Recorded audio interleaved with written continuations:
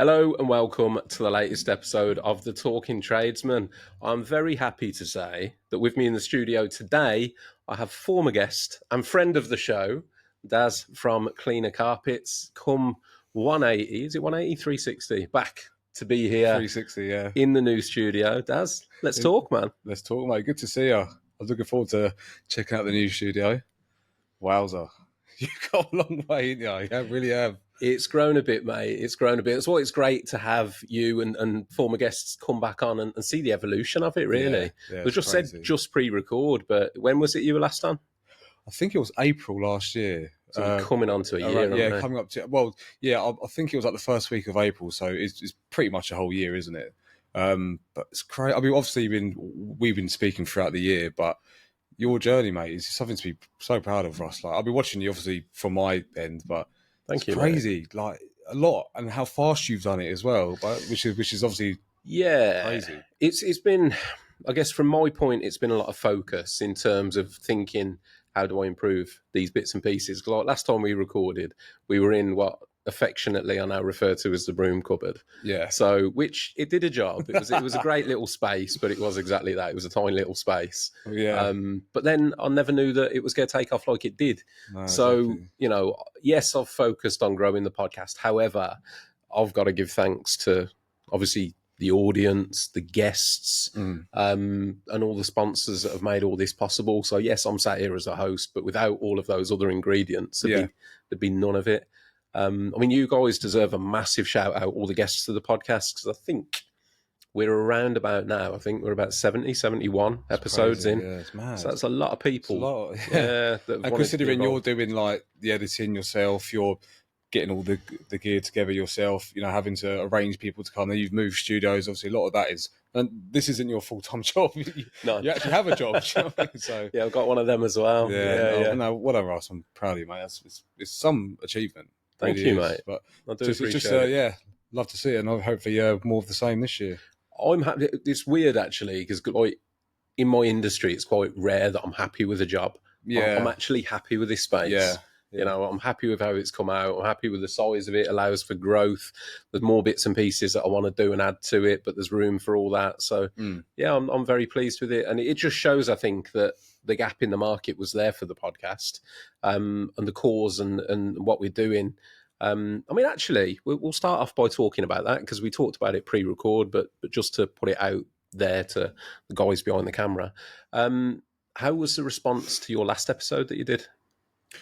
Yeah, crazy. I know we sort of touched on it pre-record, but I remember the last time I was here, I was just thinking, I don't know who's going to listen to this. Like, obviously, I didn't doubt your end. I just meant out of my kind of circle or my following.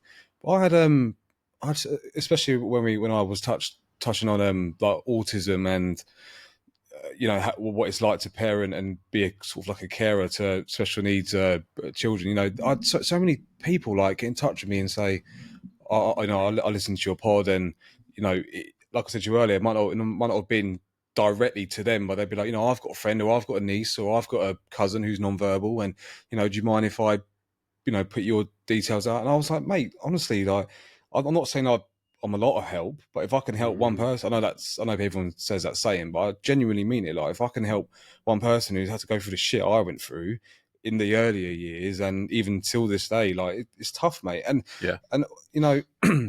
autism is a kind of like I feel like it's a very niche subject. I get people who I can honestly say, oh no, a fair bit. And then I'll get like the odd customer, at work who's like, oh yeah, I know all about autism because, I went on holiday and there was a kid flapping by the pool when I'm Facebook friends with his mum. And I'm just like, oh, really? Like, yeah, you don't know anything. But yeah, but I'm like, oh, okay, yeah, you know everything. He's like, yeah, I still speak to her now. I'm like, okay. But no, it's, I'm just glad that I managed to, and even like people I went to school with, obviously a lot of my mates, a lot of my family members, like, listen to the whole thing. And, yeah, I was quite shocked. So yeah, I'm hoping more of this. And obviously, since then, your actual podcast has rocketed. So maybe this time around we can help a few more people when we go there. But mate, that's exactly what it's all about. And exactly the same as you. It's a bit of a romanticised statement, isn't it? That like, as long as it helps one person, but legit, if it helps one person, it's been worth it. Because not only that, it's that ripple effect, isn't it? Like, because that can be negative and positive, but that stone in the ocean, like the ripple effect, if you help one person, they can then take that information and pass it on to their circle. Before you know it, you can have a really big impact. 100%. Yeah. And, that was what I was trying to do the first time round, was try and spread a bit for what my opinion or past kind of is worth. I was just hoping that I can at least spread a bit more awareness, because it's tough out there, it's a very like lonely community. But again, I think I've, the last time around, a lot of people were in touch. I was like really pleased about that, because it can be lonely. Do you know what I mean? I know, but I touched on it last time. I was like, mate, I don't even think I spoke to any of my friends about my kids and what it's like to have two autistic sons, and one being nonverbal and the other one, being special needs as well. And like, and I know I mentioned it last time, but a lot of people, or a lot of my friends, probably don't know what to say back. So they're like, oh no, but they're right, or they're, and I'm just like, no one's winning here, because then they're not really saying the things I want to hear, but then it's not their fault either. Do you know what I mean? So that's why I was like, do you know what, I'm just not going to say anything. But it's I feel like the last year, I really kind of, I know we're starting this pod kind of autism heavy, but last year up to now, I feel like I had to just take the weight off my shoulders, and like the reins, take the reins, so to speak. And now I feel so much like I feel good in it. Like, do you know what I mean? Like, I feel like I'm voicing myself. I feel like I'm owning it, and I felt better about it, because obviously years up to then my kids being diagnosed and how difficult life was. I mentioned it in the last pod. I was like trying to like not go there and not touch on it, but it's been a tough year, but I feel like I'm used to it now. Do you know what I mean? I love that, mate. I love that it's had that effect. To be fair, that it's genuinely, mate. It's music to my ears, because it's the whole reason that I set this up is to provide that platform for this whole range of topics. And autism isn't really widely spoken about there. I mean, we joke pre-record about the whole like last time on the Talking Tradesman, but essentially we've covered it. So last time we'll do that, but last time you were on the podcast, we sort of talked about your business journey. And then in the main, we talked about the fact that you've got 2 kids with autism and your oldest being nonverbal. Yeah. So just to anybody that hadn't already ascertained that was the case, that's where we're at. That's basically where we're at. And and I guess another thing as well, like I didn't want to go like autism heavy quite early doors, but you have to remember, like it's like it consumes you quite a lot of the whole day. Like for the minute I wake up, for the minute they wake up, which is a new thing, by the way, that they wake up at like 5 a.m, between sort of 4:30 to half 5. It's like, it's just carnage in the beginning. I mean, some days are better than others, but like it's really tough to, some days I was going to work and getting to my first job for 9:30, and it's like, I don't think it's normal to be awake for 5 hours before I even started my day. Do you know what I mean? It's like, it's not, mate. It's like, yeah. I mean, we touched on this, and I said to you before that I'd seen a few of your posts that you put out last year on social media about the fact that you'd got, you were struggling with a lack of sleep. And maybe it's a good thing to start the conversation off with that change, because again, one of the things I said to you pre-record was that I love the fact that what this emphasizes to me is that, battles and life and mental health and everything, it's ongoing. So your journey with having your kids is an ongoing journey that's going to change and adjust as they get older and you get older.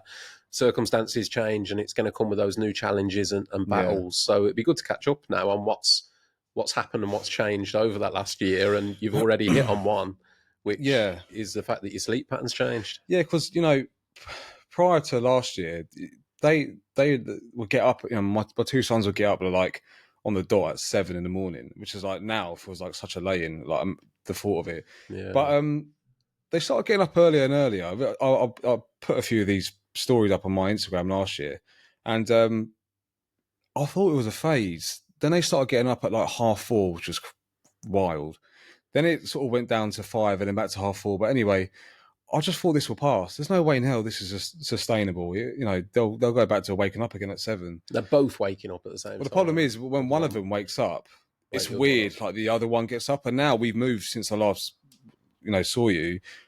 My eldest boy, his room's upstairs, and the youngest one's downstairs. But it's weird. They have like a matching clock or something. I don't know. As soon as one of them's up, doesn't matter if one gets up at half 4, the other one's up at half 4. Really? Even though they're not near each other in the house, Yeah. or one of them gets up at 5:45, the other one's up at 5:45. You'd think like one of you would get up, and then the other one will get up later on. But it's like, and it's taxing, mate, because like I said, there were days where it's like, I think one of your pods I listened to last year, forgive me, I can't remember exactly who the guest was, but you imagine you have like a green energy bar, like a computer game. Yeah. And obviously when you take hits, the bar goes lower and lower or whatever. Yeah, it was James Royal Spa decorating. Right. Yeah, with the analogy, there were two great analogies around mental health. One was that one, and the other was the bank balance. Same thing, paying in, and which was Joe. But yeah, I feel like when I was going to work, like my health bar was like already like 2/3 done. And I was like, this isn't normal. Like, but anyway, long story short, I put a few things on Instagram. I was like, this is nothing to do with autism at this point. I'm just like, listen, if anyone out there has kids that get up this early or have trouble sleeping or whatever, like any help will be appreciated. And I had loads of people say, oh, by the way, you should try melatonin. I was like, what the hell's melatonin? I never heard of it in my life. And they said, well, no, it's a legit, like, you can get it in like syrup or like see, I'm thinking gummies. Is it this melatonin? Is that something to do with skin?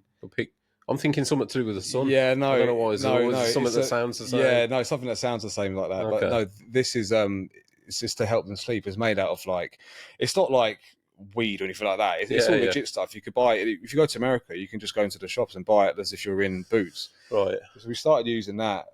We picked some up from America. We started using it with my youngest boy, and it's like it's amazing, mate. Like it works. Yeah, you just put a drop in his juice, and like he's like sleeps beautifully. But no, he still gets up early, so that part hasn't changed. But he goes to bed like.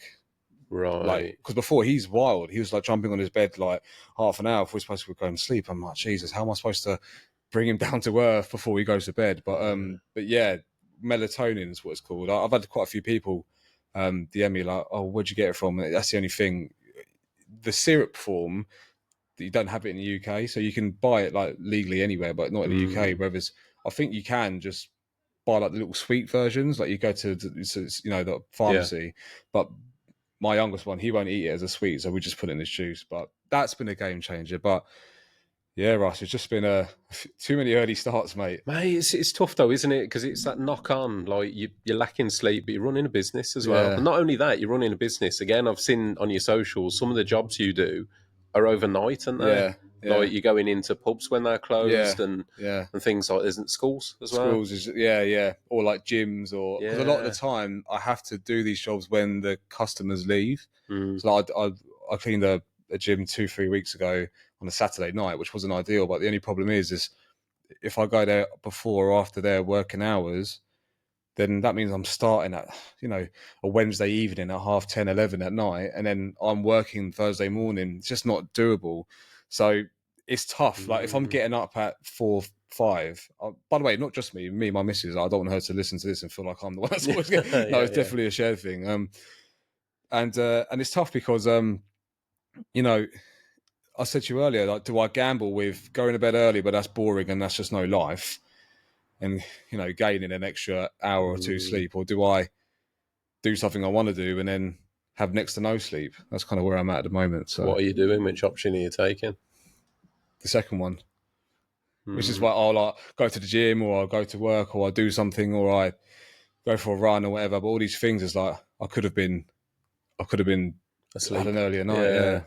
It's tough, mate. I mean, how does that balance? Because what I think straight away is like if you take your stereotypical relationship with kids, I guess when the kids go to bed and they're a bit younger, that's when you kind of get like mom and dad time. You get time with your missus.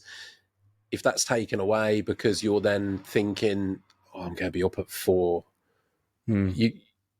how are you managing that? Yeah, it's not very well.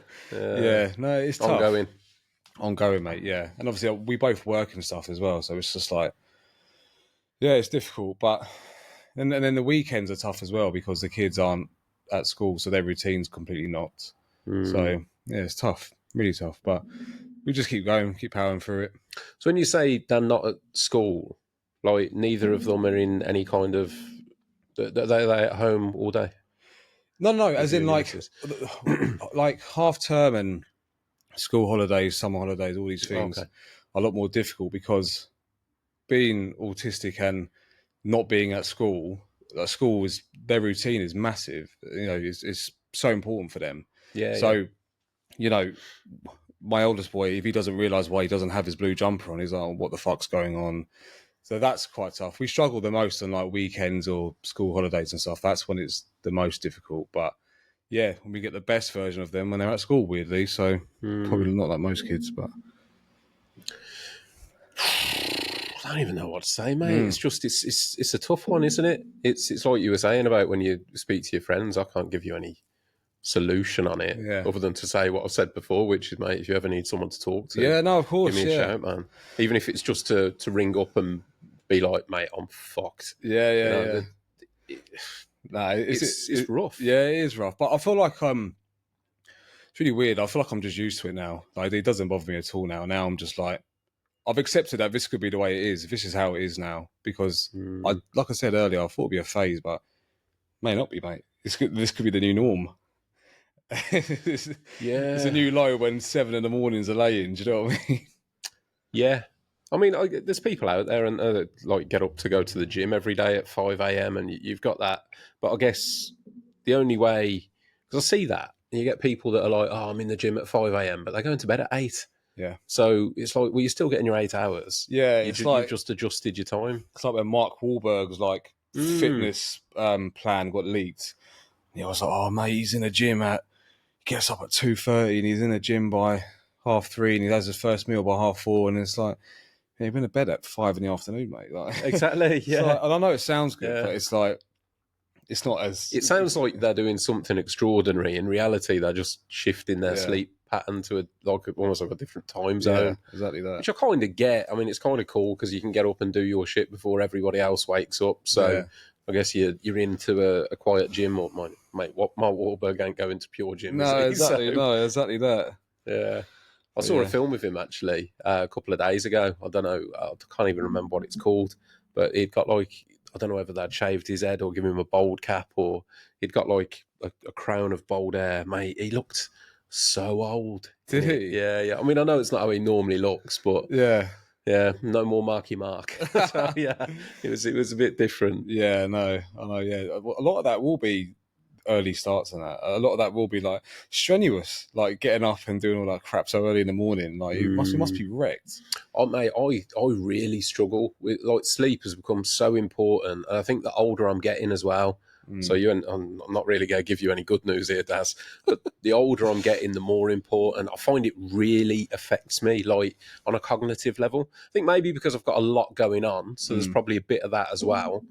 But it really does. I can really tell the difference between 8 hours is great, 7 hours is fine, 6 hours is not enough for me anymore. Like 6 hours, I can tell I'm just that bit like not switched on. Anything below 6, I'm like Right off. yeah. Ellie, my missus Ellie, we have this kind of thing at the moment where when the kids go to bed, we're trying to like stay in for every year. I end up doing this thing where it's like January, February, March, leading up to April. I just want to hibernate. I don't want to go out anywhere. I want to lose a bit of weight post Christmas. I want to save a bit of money. I want to focus a lot of energy into my business. So we try to stay in those months. But what's happening is there's always like a new series or a new. I'm actually someone, believe it or not, I don't really watch much telly. I don't want to sound like that idiot, but I don't have the time, mate. I just don't have the time to watch series or whatever. Anyway, I said to myself, you know, I'm going to try and if I can get into series or whatever, then that will probably prompt me to try and stay in a bit more. So what's happening is we started getting into this series and that series, but mate, I don't know how else to say it, but literally we sit on the sofa, I put it on and I'm like, I'm finished. I'm going to sleep within like 15 minutes. And sometimes, mate, it's at a good time. It's at like 10:30, 11:15. sometimes it's like 8:45, and Ellie's like, "Oh, some That's- Saturday night this is." yeah, And I'm like, "No," and I'm like, at first I tried to talk my way out of it. It's like, "No, I've got a physical job, like it's my fault." But I think it's just I'm just wrecked, mate. I think also I'm 33 now, mate. Do you know what I mean? 33, fucking hell, mate. So you're 7 years behind me. But this weekend just gone, I had that realization. I think I recorded Saturday, then I wrapped up. Ange had a meeting Saturday night, so I don't know what time she got home, maybe 9 o'clock. But I finished recording, went to the gym, went home and got in bed. I was in bed at 8:30 on Saturday. I was awake. I was watching a bit of something, but I think like 10 o'clock comes along, Yeah. and anything past 10 is a late night for me now. 100%.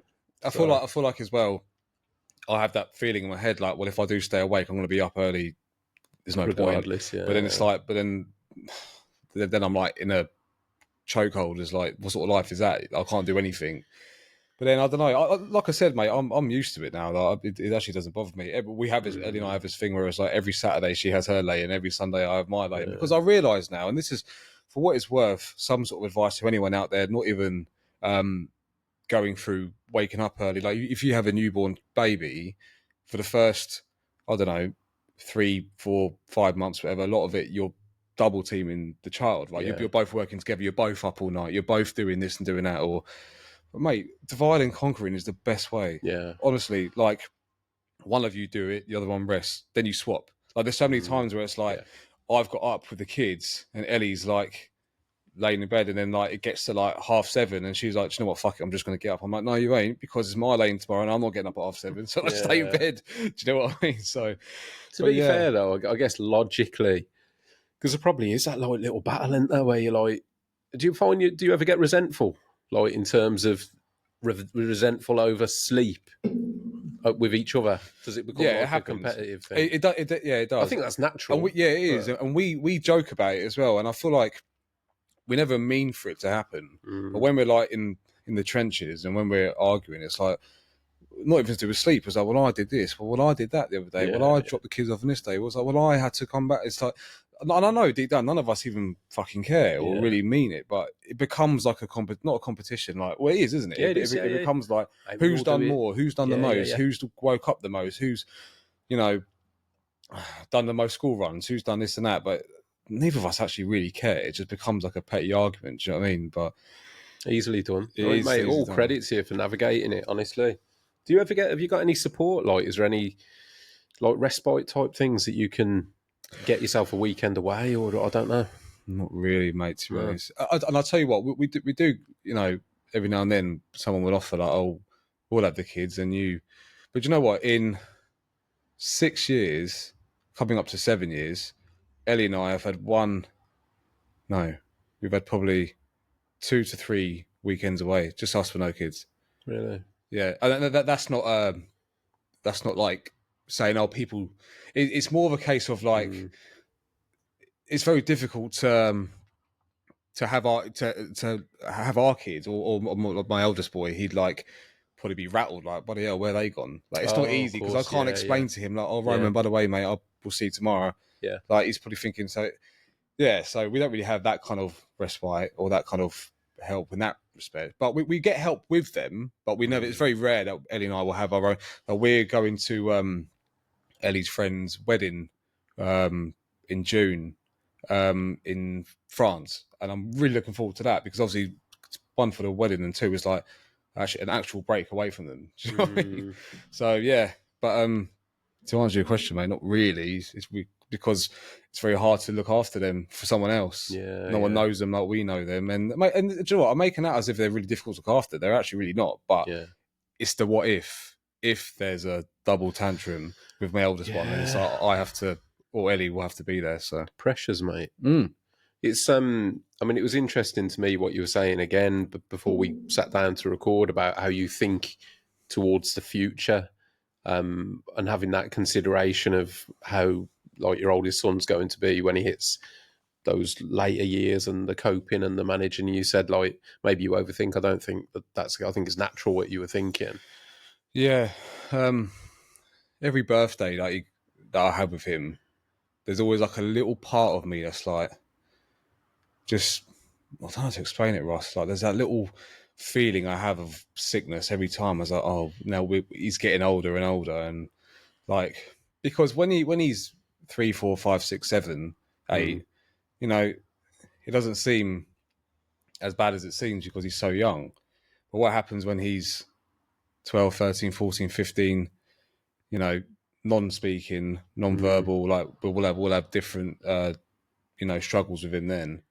But yeah, I just feel like that's when my life really will become really difficult. And I'm sure when that Mm. time comes, I'll probably look back at this stage and think, "Fucking hell, what was you moaning about?" like this is the real What trenches are the here. main But concerns like in terms of when he gets older? What are the concerns for you? it's so like I walked in your studio, right, and within 5 minutes in or 2 minutes in, he's like, "Dad, do you want a coffee?" I say, "Yeah." Within 1 minute, I've got a coffee in my hand. That was easy. Mm. Whereas my son could go the entire day wanting something or needing something Yeah. and never get it because he can't communicate. So, what happens, and obviously when that time comes, like he might, I don't know, he might get angry or whatever, but he doesn't really hurt other people. Well, he can take it out on me or Ellie or whatever, but like, I just know it's hard to imagine. Like, what does that look like when he's bigger? What does that look like when he's 15, 16? I don't know. Is there like I don't know? Is there any example or like blueprint to follow? Like, is there any?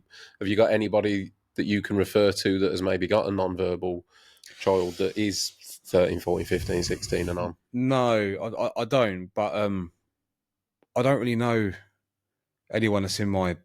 I know it's probably not the answer you want to hear, but I don't know anyone, Russ, that's in my No, it's not, mate. situation. There's not It's a very particularly an answer I niche. wanted to. It's the truth. Yeah. Yeah, so I couldn't say. Oh, to be fair, that person came out the other end, or that person went through. I went through because I actually don't know. I don't Do you know get? Is there anyone. any like professional help? Like, is there any? I don't know. The equivalent of well, you get a health visitor when babies are babies, and they Hmm. kind of like, oh, this is what to expect. Is there any kind of professional help along those lines? Where there's somebody that I guess regularly works with families in your position that can sort of indicate Nah, that. we No, don't get anything like that. really, Nah, nothing. that don't seem right. Yeah. Yeah, Again, mate, it's a very kind of you know small community, very like niche. Like I don't know, like I said, I don't know anyone that has a non-verbal kid. really. Yeah, yeah. So it's obviously like you can read stuff online and how the algorithm works on Instagram and stuff. Like my Instagram feed now is like flooded with autism because that's how Yeah, we search for one thing and then it will all come up. So there's a lot of free knowledge like there, yeah, but yeah, not a lot. I would say. I mean, there's groups and mm, stuff of like other parents that are kind of in the same boat as we are, but it's such a difficult. I asked someone the other day, like, say, "Well, do you think he will ever talk?" And I'm like, "Well, that's the $1 million question, isn't it? I don't have the answer. Like, so yeah, I don't know. We'll have to just take it year by year, well, week by week, month by month, year by year. And you never know, mate. I'm saying all this. It might mm, get to 10, 12, whatever, and be really easy. And yeah, the earlier years were the difficult years, and now it's a lot easier. And I might be thinking, oh, okay, well, I didn't really consider that. But yeah, I think the last year we've had with him, my eldest boy especially, he's been amazing in moments, but sometimes it's like it's well, we don't even go out to eat anywhere. We can't really mm, do anything like that. We used to spend a lot of time in pubs and stuff because it's loud. So like if anything ever happens, it's like, well, no one gives a shit. But mm. yeah, we don't really go into restaurants or anything like that. But yeah, we're still learning on the job, really. I know it Of sounds really course, silly, yeah, but yeah, yeah.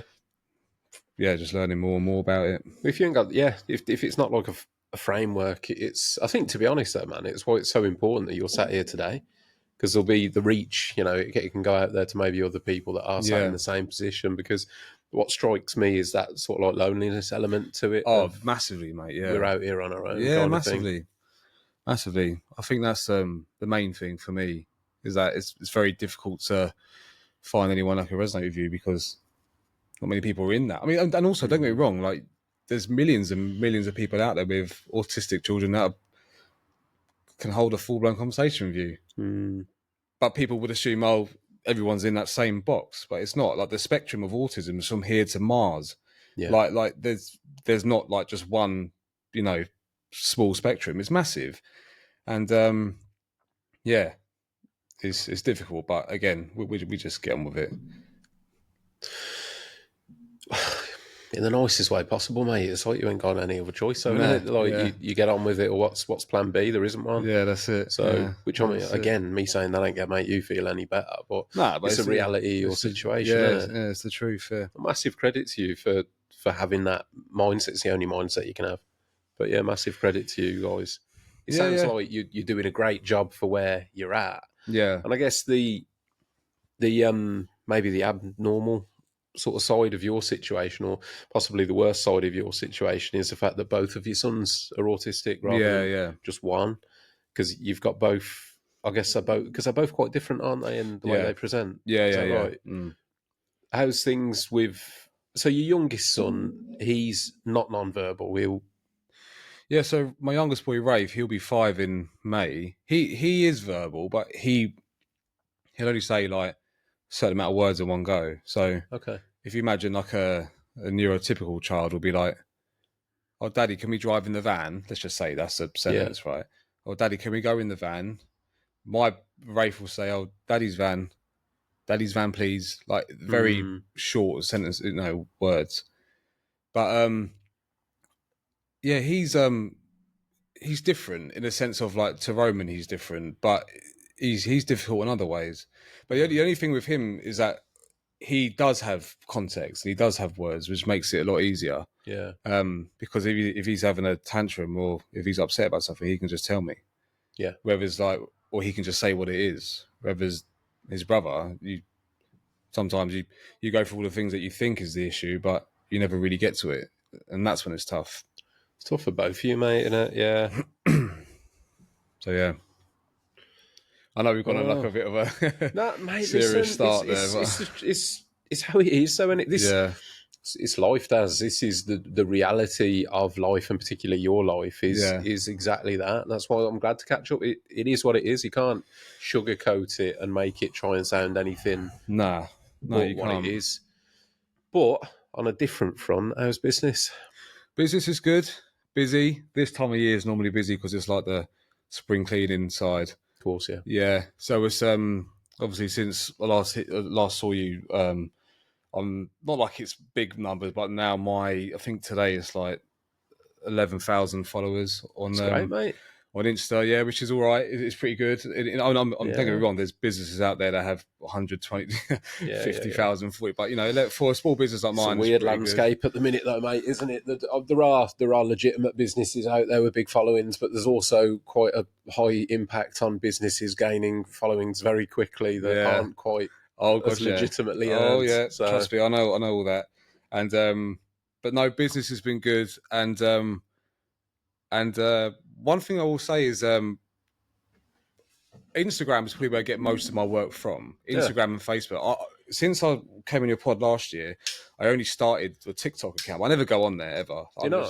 Mate, I swear to God, like what you do on TikTok, I think it could be a gold mine, mate. Everyone says that. Mm, They said like my videos and my job or whatever will be like made for TikTok. But here's for what my opinion's worth, right? Here's my thing for like the social media platforms, right? So if we talk about the three main ones, so you got Facebook, Instagram, and TikTok, right? Facebook is dominated by like the older generation, right? So yeah. 50s, 60s, even 70s. I'm glad you said 50 then rather than 40, Dad.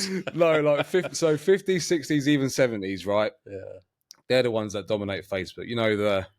They wish all their Facebook friends happy birthday every day. yeah, yeah, They yeah. complain about people parking weirdly in Sainsbury's.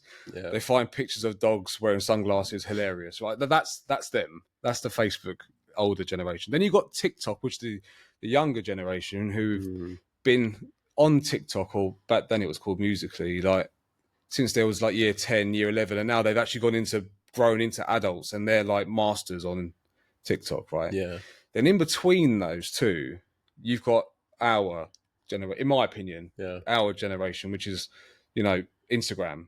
And Instagram to me is my favorite platform, Yeah. but I had a rant about this last year, but it is by far the most unresponsive one. It's the kindest one in the sense of like, it's very legit. You Yeah. can't really post. So it's very rare you see funny stuff on there or things that you shouldn't see on there. Don't you But think it's changed? Yeah, you're right in terms of that, but I feel that Instagram has changed quite significantly over the last probably couple of years, where it's gone from being a picture posting platform to now I think it's dominated by reels. yeah, Like you it look even is. industry wide, because like my decorating business, I probably produce more reels now than I do put still I pictures. mean, As I think in the back of my head, I'm thinking pictures are boring. People won't really that's look. how I feel. Yeah, But it used to stay. Initially, Instagram was like photography, wasn't it? More than anything. yeah, because years ago, if you was to go on my profile, you would have like 5 to 6 posts of pictures, right? And then every like Mm, 7th post would be a reel yeah, yeah, or a video. Go on my profile now, it's like every other thing is a reel. I think that's kind of yeah. how it's been engineered to work that I way. think I'm probably more like a 5-to-1 ratio, you know, Yeah, yeah, like 5 reels to every one. And certainly, like the Talking Tradesman profile on there is pretty much, yeah, yeah. probably 10-to-1 Mm. in terms of reels to pictures. It is, it's like it's evolving. When I was sat here with Kev, actually, Paint Warrior, shout out Kev, he was saying to me, he was saying the thing with social media, like Instagram's great, but the thing he pointed out is it's the only platform that you can't get paid on. Yeah, So, because it was like Facebook, you can have no followers, but get like monetized on yeah, really well performing yeah, posts. yeah. And obviously TikTok, you can get You get monetized on. paid, yeah. I mean, to be fair, mate, I'll talk to you about it afterwards. But Ange got monetized probably back end of last year, and it's significant Yeah. in terms of TikTok. I listened to your sofa session and she said that she's getting paid for like some of the videos she's been doing. Yeah, Like, and it's not peanuts, mate. no, yeah. So And I had again, I don't like. I say I don't like TikTok. I feel like I was scarred by it before because when I started an account like a year or two ago, when I just saw like 50-year-old men doing a dance routine on the yeah, don't do scaffolding, that. I was like, nah, not for me.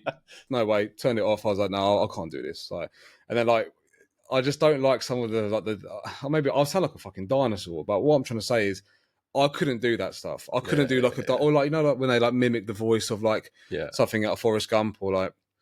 You Anyway, don't have to though, mate. I honestly think with what you do, it's so like ASMR yeah. Well, friendly. I uploaded a video on there that Ellie's dad recorded of me cleaning a carpet in a pub, and it got 2 million views on TikTok. And I was like, There you go, oh, I think that's quite good. And then I kind of had the bug for it for a little bit then. mate. If you were monetized, Exactly that.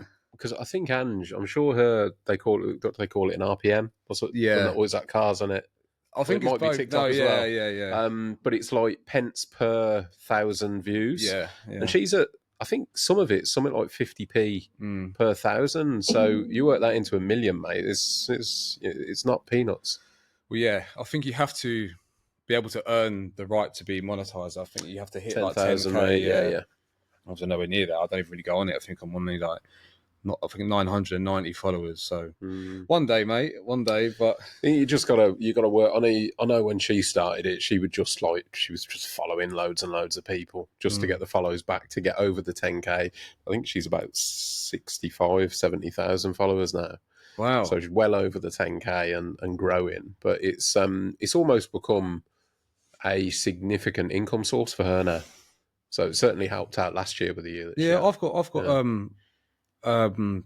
my mate. Well, shout out Scott from Rise and Shine Cleaning in Liverpool. He says like I don't want to say what he was making, but he said that some of the videos he was posting that were doing well. Yeah. They were bringing in like a couple of £100 a time. Yeah, yeah. And I'm like, oh fucking hell, this isn't like 20 quid to pay for a Tesco's meal deal. This is like towards people's you're mortgages. talking into the yeah. hundreds, mate. And Yeah. if you land right, you're talking more than that. Yeah, yeah. And it's some of it. I mean, to be fair, the way that Ange produces hers is like 30 seconds, just her ranting at the camera generally. Yeah, yeah, yeah.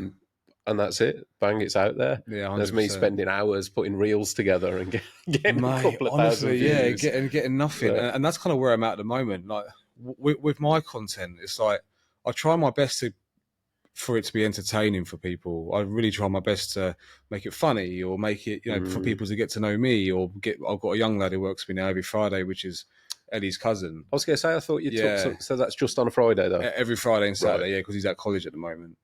But I try my best to kind of make the videos funny or get people involved in that. Because I tell you what, those years of uploading a carpet, being like, oh, this is a before picture, this is not, it's just finished. Like I have to do something to. I don't want to sound. What's the word I'm looking for? I don't want to sound funny, but like now I've got 11,000 followers. This is the content I do now isn't necessarily I enjoy, but it's the stuff people would expect me to do. So like being in front of the camera, talking, doing voiceovers, that sort of stuff. I'm not totally comfortable with, but I have to do that stuff to grow. Yeah. So if I just post pictures of carpets, it'd be like, yeah, this is before and after. It's not going to get me anywhere. I had to take the next step, and that next step was to not hide anymore. You know, I had to get in front of the camera and stuff, and I tried to. But the thing is, there are days where, you know, I will spend hours, Russ, hours and hours of thinking of this reel and making it and editing it, and then, you know, I'd watch it back and I think, oh no, there was a mistake there. I'd delete it and I'd amend it. And then I put so much effort into it, upload it, thinking, oh my god, this is going to break the internet. This is going to be the one. And mate, like, no one gives a shit. Yeah. And I'm just like, oh, like, I was ranting about it to Ellie the other day, and but it's weird because then you have other days where like, I'll post something that I think's boring or not a good bit of content, and people like lap it up. I'm like, I can't figure out what people want. Like, I think it depends what you're doing it for, mate. And I mean, like, let's take Instagram. You could get 10 million views. You're not going to get paid a penny for it. You'll pick up followers along the way.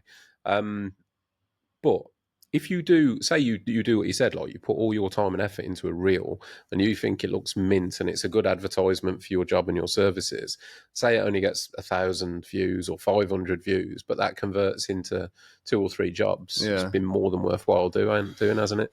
100%. Because I would imagine with your industry as well, it's like a little bit like the hair and beauty industry, I guess. Once you like hook a customer, they're probably going to keep, like, you know, they might pay you say 50 quid on Friday, but that over the course of 10 years might be like a repeat job, decent repeat job, amount, repeat. yeah, 100%, yeah. So that's kind of where I'm at the moment. I feel like I need to constantly like pushing the envelope. Like, what else can I do? What else can I do? And I always trying to think of new ideas or whatever. But I'm holding off the day. Do you know what? I did think like maybe this year I need to park Instagram for a bit and focus on TikTok. But then I don't know, Russ. I feel like I'm. You got a right stigma on it. I can see, man. Yeah. I think for me, I can't get this image of like my nieces had it when they were like year 8, year 9, and now I'm a 33-year-old man on there trying to. I don't know if it's just me, just being uneducated about it. But from what I've seen, I think more of your generation, my generation, are moving on to it. I think personally, I think that the rise in reels on Instagram has now made people more comfortable to go, oh, I'm kind of used to this now. So actually I will put videos, because it was so easy, wasn't it, with Instagram? It was like, you could just take nice pictures. You haven't got to put yourself in front of the camera. You haven't got, but now I think because it is so common that, you know, business owners are getting in front of camera to compete with that. You've got to be there, haven't you? Yeah. So that's kind of pushed everybody a little bit out of their comfort zones. So now, like me, like honestly, mate, it seems mad to say this now, but I was definitely a couple of years ago at that stage where I didn't want to like put my face on camera. Yeah. And it was this slow progression from pictures to the occasional like. You're good at it though. I think that's the thing. I'll watch your stuff. You're good at it. You know, mate, it's the amount of times. So years ago, not even years ago, probably a year ago, I'd get onto a job and think, right, I'll do a story, and I'd record it, and then I'd watch it back. That's what I do. That's exactly what I do. Oh, look horrendous. Yes, here. Delete that. And I'd not end up posting anything. Yeah, that's exactly what I do. Now, I kid you not, I'll just go, blah, blah, blah, blah, blah. Don't care. Post. Yeah. I don't even watch it back. That's the way to do it, because, mate, I can't tell you the amount of times I've done a voiceover and I listen to it back. I'm like, no, delete. I just couldn't stand the sound of my own voice. Or I've done a video and I'm like, no, I can't upload that. But then I was like, you don't want to get anywhere doing that. Like, I don't know. I think you will. Honestly, I think, like, because I've seen the light a little bit. But that's what I say. I think that people getting comfortable doing reels for Instagram has pushed an older demographic onto TikTok. And not even if it's not the money, mate, but like, I mean, from my own personal perspective, like my decorating business isn't on TikTok because if I'm honest, my passion for that, producing content around that has lulled massively because of this. Because I'm doing so much content for the podcast, it's like I have deprioritised the content for my business, which is maybe wrong. I'm literally thinking this as I'm saying it now, because that's my bread and butter. Yeah, yeah. But it's also kind of stable and reliable anyway. Yeah. I can afford, I guess, I can afford to be a little bit lazy with that because I've put 25 years into it. So it's, it's floating now. Yeah. It's already floating. Whereas I still feel that this is launching. Yeah, yeah. So that's the thing there. But TikTok, I don't know, mate. I see the content that you do, and I just think it would work really Yeah. well on that platform. Maybe this year I'll delve into it a bit more. But you don't need a couple of videos to take off, mate, and that's it. A couple of videos, and it's you're following. I found TikTok really hard to build my following. Yeah. Initially, and I've just considered. So I'll post the same reel across all platforms. And TikTok's been the slowest to build in terms of followers really? for me. Yeah. I don't know what I'm at now. Maybe it's not massive, 4,500 or 600 or It's something. quite a lot. It's what? It's quite a lot. It's not really. I know what you is mean, it? though, yeah, like... But Instagram has grown the fastest. But yeah, TikTok's been a little bit of a weird one because then, you get some reels and they do like 500,000. I know. But the people don't really follow you off it. Yeah. Whereas some of the other platforms, you get big numbers and the followers come in. Yeah, that's the thing. So, I think as well, like, I was getting so disheartened as, putting in so much effort, right, into these reels. I'm like, like the quality, the this, the that. And then it's like, I know I sound like a sore loser, but, like someone who, like, grates some fucking cheese on a potato and now they're a millionaire. And I'm just like, mate, like... I know. Do you know what I mean? Yeah, I do. Like, Yeah, it's frightening. Oh, God. Right place, right time for some people, maybe, but... Yeah. And it's weird what people want to watch, isn't it? Yeah. It's like, I always talk about it with Kev, because he blew up on TikTok initially, and he was years ago, so he was like the first one to do it. But I'm sure his first video that blew up to like millions of views was somebody painting around him painting around a light switch. Yeah. And it's like, I've done that 100,000 million times. Yeah. And it don't even compute to me to, I mean, I don't know what the equation of that would be in your industry, like probably pouring water into your cleaner or something. Putting back a wand to clean the carpet, and it's like everyone loses their mind. Yeah. It's like, do exactly. that every day. You do it a million times a day. Yeah. No, it's definitely, TikTok, I suppose, is definitely one where it's like, it could go far. Yeah. Yeah. Like if it gets caught in that whirlwind, it can take off. I think yours, mate, is 100% got potential. You've got the eye for it. I mean, actually, I'll put this on record now. Daz has got full credit for the upgrade of my reels. This was how far ago, actually, that you were last on it? Because I think I was still putting reels of like the landscape clip into a portrait thing. Anyway, you did a couple of reels yourself from our last podcast, and I was like, mate, how have you done that? Looks fucking amazing. I remember when I sent you an that voice note, I was thinking, trying to explain it, because obviously I use CapCut, and I was like, hopefully it didn't... And you got it like straight away. I sent you like a voice note, do you remember? And I was like, right, when you do this, add this overlay, click onto this part. When you go transition, you can do that, do this. And I thought, fucking hell, that must sound Japanese to someone who hasn't used CapCut before. Like, once and then you made like a video that night, and I was like, oh my God, he's got it. And then obviously from there, you just use it. Once you've done it once or twice. Same formula, Daz. Yeah. I've changed nothing. It's the same formula. Bringing in, with the clips, and there's this, it's, what do they say? They say you're meant to switch it up within like 2 seconds. Yeah. So you get the first 2 seconds, then put a visual. I don't do it with all of them because I'm a little bit conflicted with it sometimes. I find myself falling into that trap of like, I need to do this to please the algorithm. And then other times I think, actually, there's just a really important message here. So I just want to get out the dialogue. Yeah, no, 100%. I'm the same. It's hard, isn't it? Because like I remember when I listened to Jake the first time, when I listened to Jake on your podcast, shout out Jake, he said something along the lines of like, he posts content that he doesn't necessarily like, but other people like it. So he feels like he has to post it. And I'm the same. I get that. Like some of the content I post, I'm like, I don't really like this, but I know this is what people want to see. So I think there's a massive thing around cleaning, mate. I'll be honest. People love things getting cleaned. Yeah, 100%.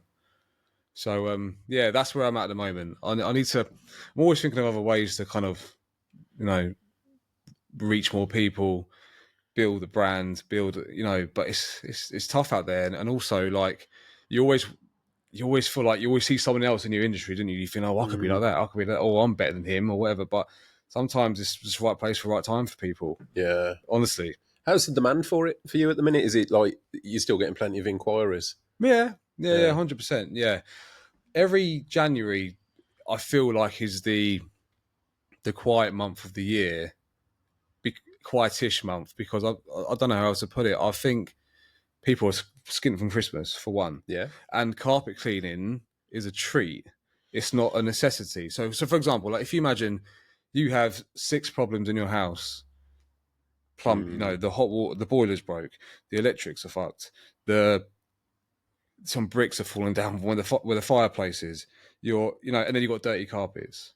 The carpets can wait because everything else needs to be done. My industry is not that far different, mate. Is it not? But decorating's a luxury as well. Yeah. Because people can do it themselves. Yeah. Just like to an extent.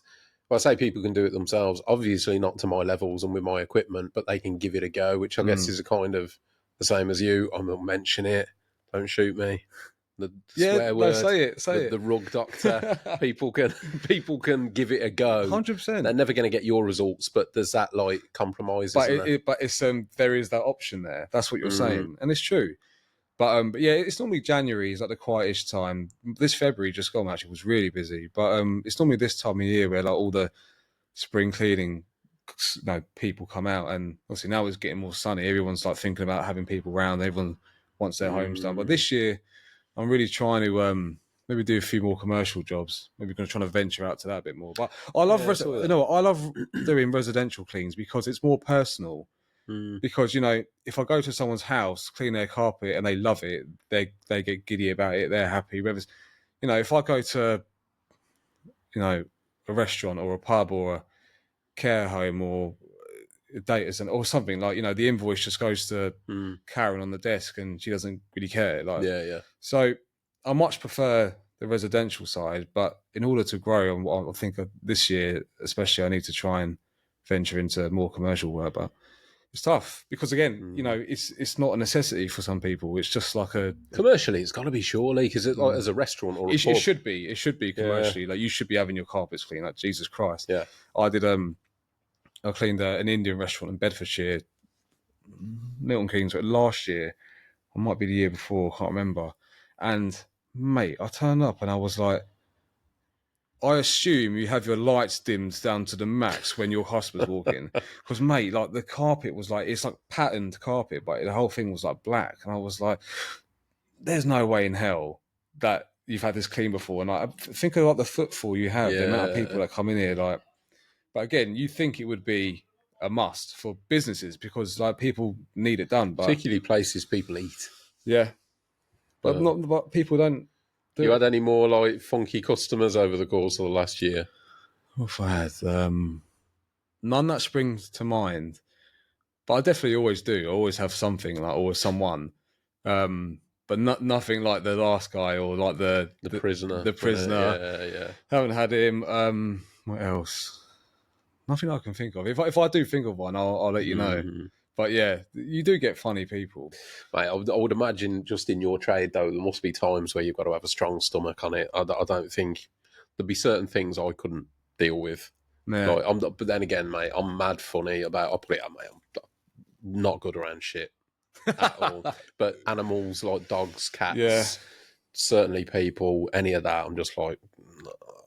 Yeah, but one thing I have learned doing this job is that people have different thresholds of cleanliness, right? So if you imagine you've got the top end, which is like, I'll go to a customer's house and it's absolutely immaculate and they want me to come back every 2 months. And I'm like, listen, I'd love to, but you don't need me to come here every 2 months. Like at least every 6 months is fine for you. Like, I don't need to keep coming here.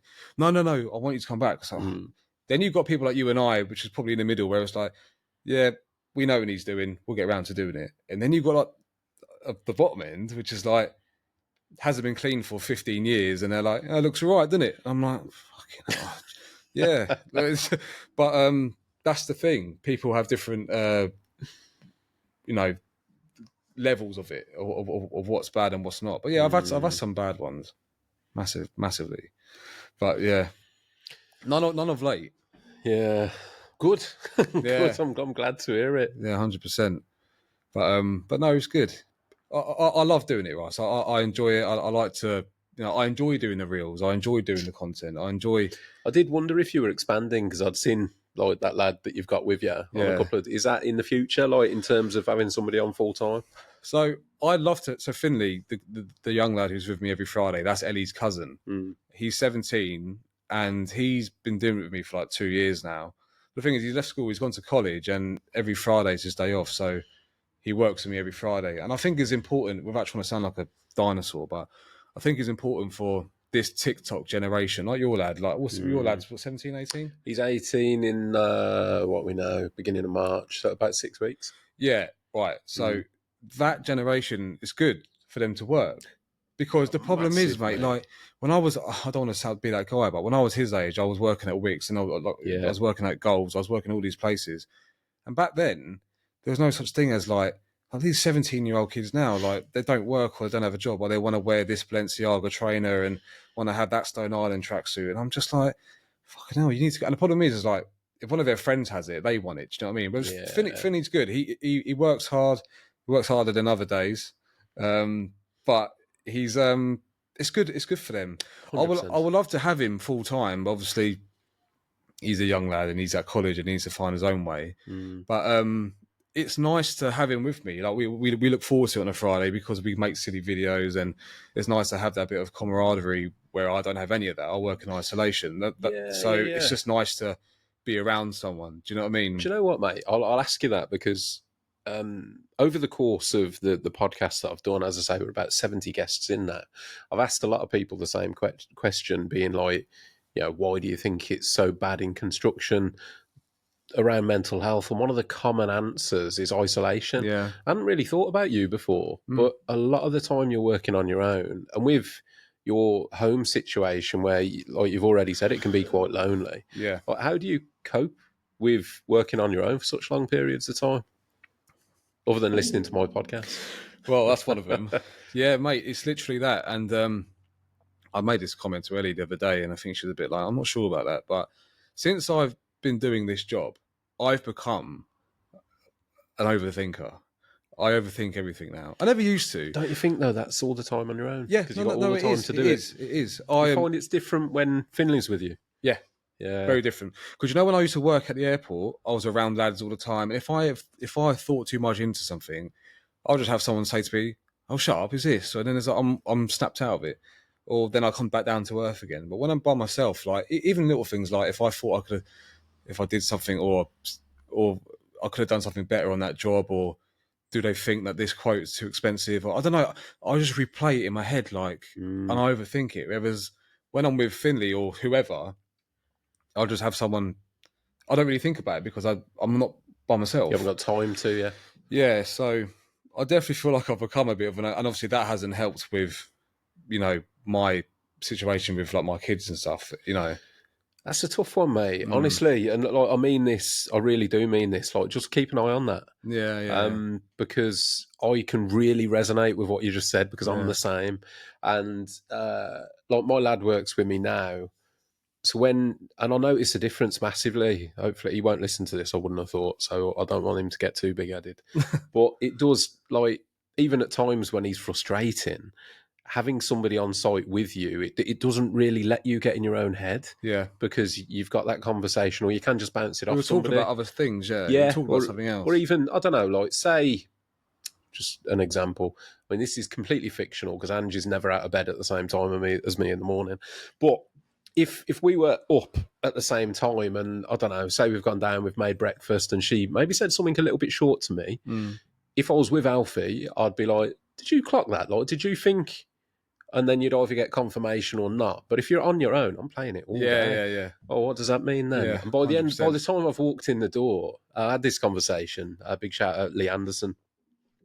I was talking to him about part of it being sort of like abandonment issues from when I was a kid around women, because of my mum and all that stuff. But my head, mate, like I've known, and Ange can't get out. I'll tell her about it. She can't get her head around how I get there, but I'll go from the smallest thing. It could be like, I don't know, she forgot to give me a kiss goodbye in the morning. by the time I get in from work, I've been on Rightmove, checking houses, like just in case the relationship's over. I'm like, I've gone down all these tangents because my head will just like Spinning, yeah. yeah, it's crazy. 100%. I'm like that sometimes. Mm. Yeah, I don't know. I feel that's. I never really mentioned that to you last year, but I feel like that is something, yeah, to keep an eye on. I do feel like I overthink stuff like about everything. Like, Have you got? I mean, like, how do you get around? I mean, I can get like for me, what helps me is like podcasts, audiobooks, yeah, stuff like that. I find the right podcast. If you find the right one that you kind of connect and resonate with, it almost feels like you're in a room with people. yeah, So it's like they're talking. If you get absorbed, yeah, you don't feel like it's like tricking your brain into thinking you're in a conversation, or books and things. But the worst thing, I mean, I love music, but I find that I tend to my mind will go. If I know that I'm stressed about something, I consciously, I think, make an effort now to try and distract my mind when I'm working alone. yeah, 100%. I haven't listened to music in like 5 years at work. Really? No, yeah, because I've been listening to podcasts. I listen to Okay. music for a bit, and I'm just like, I don't know. I find it hard. I don't get that interested in it. Unless it's like a new album or something like that, then I'll listen to that or something I like. But on the most part, I listen to Talksport or podcasts like yourselves. You know, you're just I haven't listened to music in a long time. Oh, okay. Yeah, and obviously I listen to because my machine is so loud. Yeah. At work, I have my AirPods in, and but yeah, for me, it's just always podcast. Once you like a certain amount of podcasts, and every other day or every week they upload new episodes, you don't even really need to search for anything; it just comes up. Comes up. Yeah, yeah, yeah. So yeah, that's how work's been, and but no, I'm enjoying it, and yeah, it's good to have Finley there with me. His first day with me was funny enough his actual first day. Do you remember last time I saw you? And I was explaining when the Range Rover got stolen. Yeah, yeah, yeah. That was Finley's first day. Oh, So he really? came back from London with me, yeah, and then the Range Rover got stolen that evening. But his actual first day was in someone's front room, and an old lady like fell over and she was unconscious, and blood was pouring out of her face onto the carpet. After we record, I'll show you a picture of the carpet, and it was so traumatic for him. He had to sit in a van. Really? I talk Because of about the blood? yeah, but it was intense. To be fair, it was like a murder scene, and like I think he thought, "Oh, fucking hell, I don't know if I want to do this anymore." But then over time, once he got a bit more involved into it, like he really enjoys it, and he's pretty good. But again, I'd love to have him full time. But the only thing is, my job's very niche in a sense of like I couldn't really bring in more people because I don't want to sound, like if you're a builder, just say, right, this might be a bad example, but like you could teach a young lad or a labourer to throw bricks into a skip, right, as like an apprentice or whatever.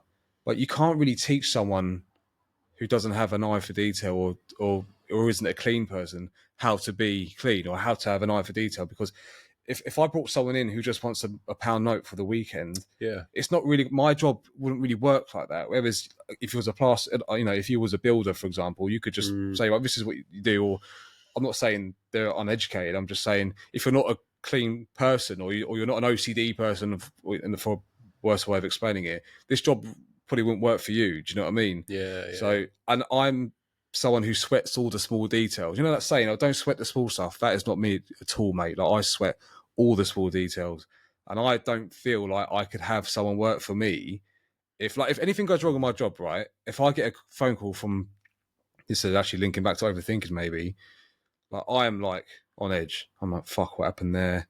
Did I nip the banister with the wand? Or did I not do this? Or did I not? Whether I wouldn't be able to deal with having two people work for me and have two lots of more problems. Like I'd just rather not. I'd just rather just deal with it by myself. It depends on what you want to do, mate. I guess in my head, I'm sat here like evaluating you in a good way, but just thinking with what you've got going on at home and the lack of sleep, would it be good to have like some residual income or some support where you could be like, you know what, actually I've had a real bad night. I'm just going to grab an extra couple hours. Yeah. Maybe like when the kids have gone to school or whatever, just get your head down for a couple more hours. But I don't know. I mean, I'm no expert, but it seems to me like your business would lend itself well to like franchising. Yeah.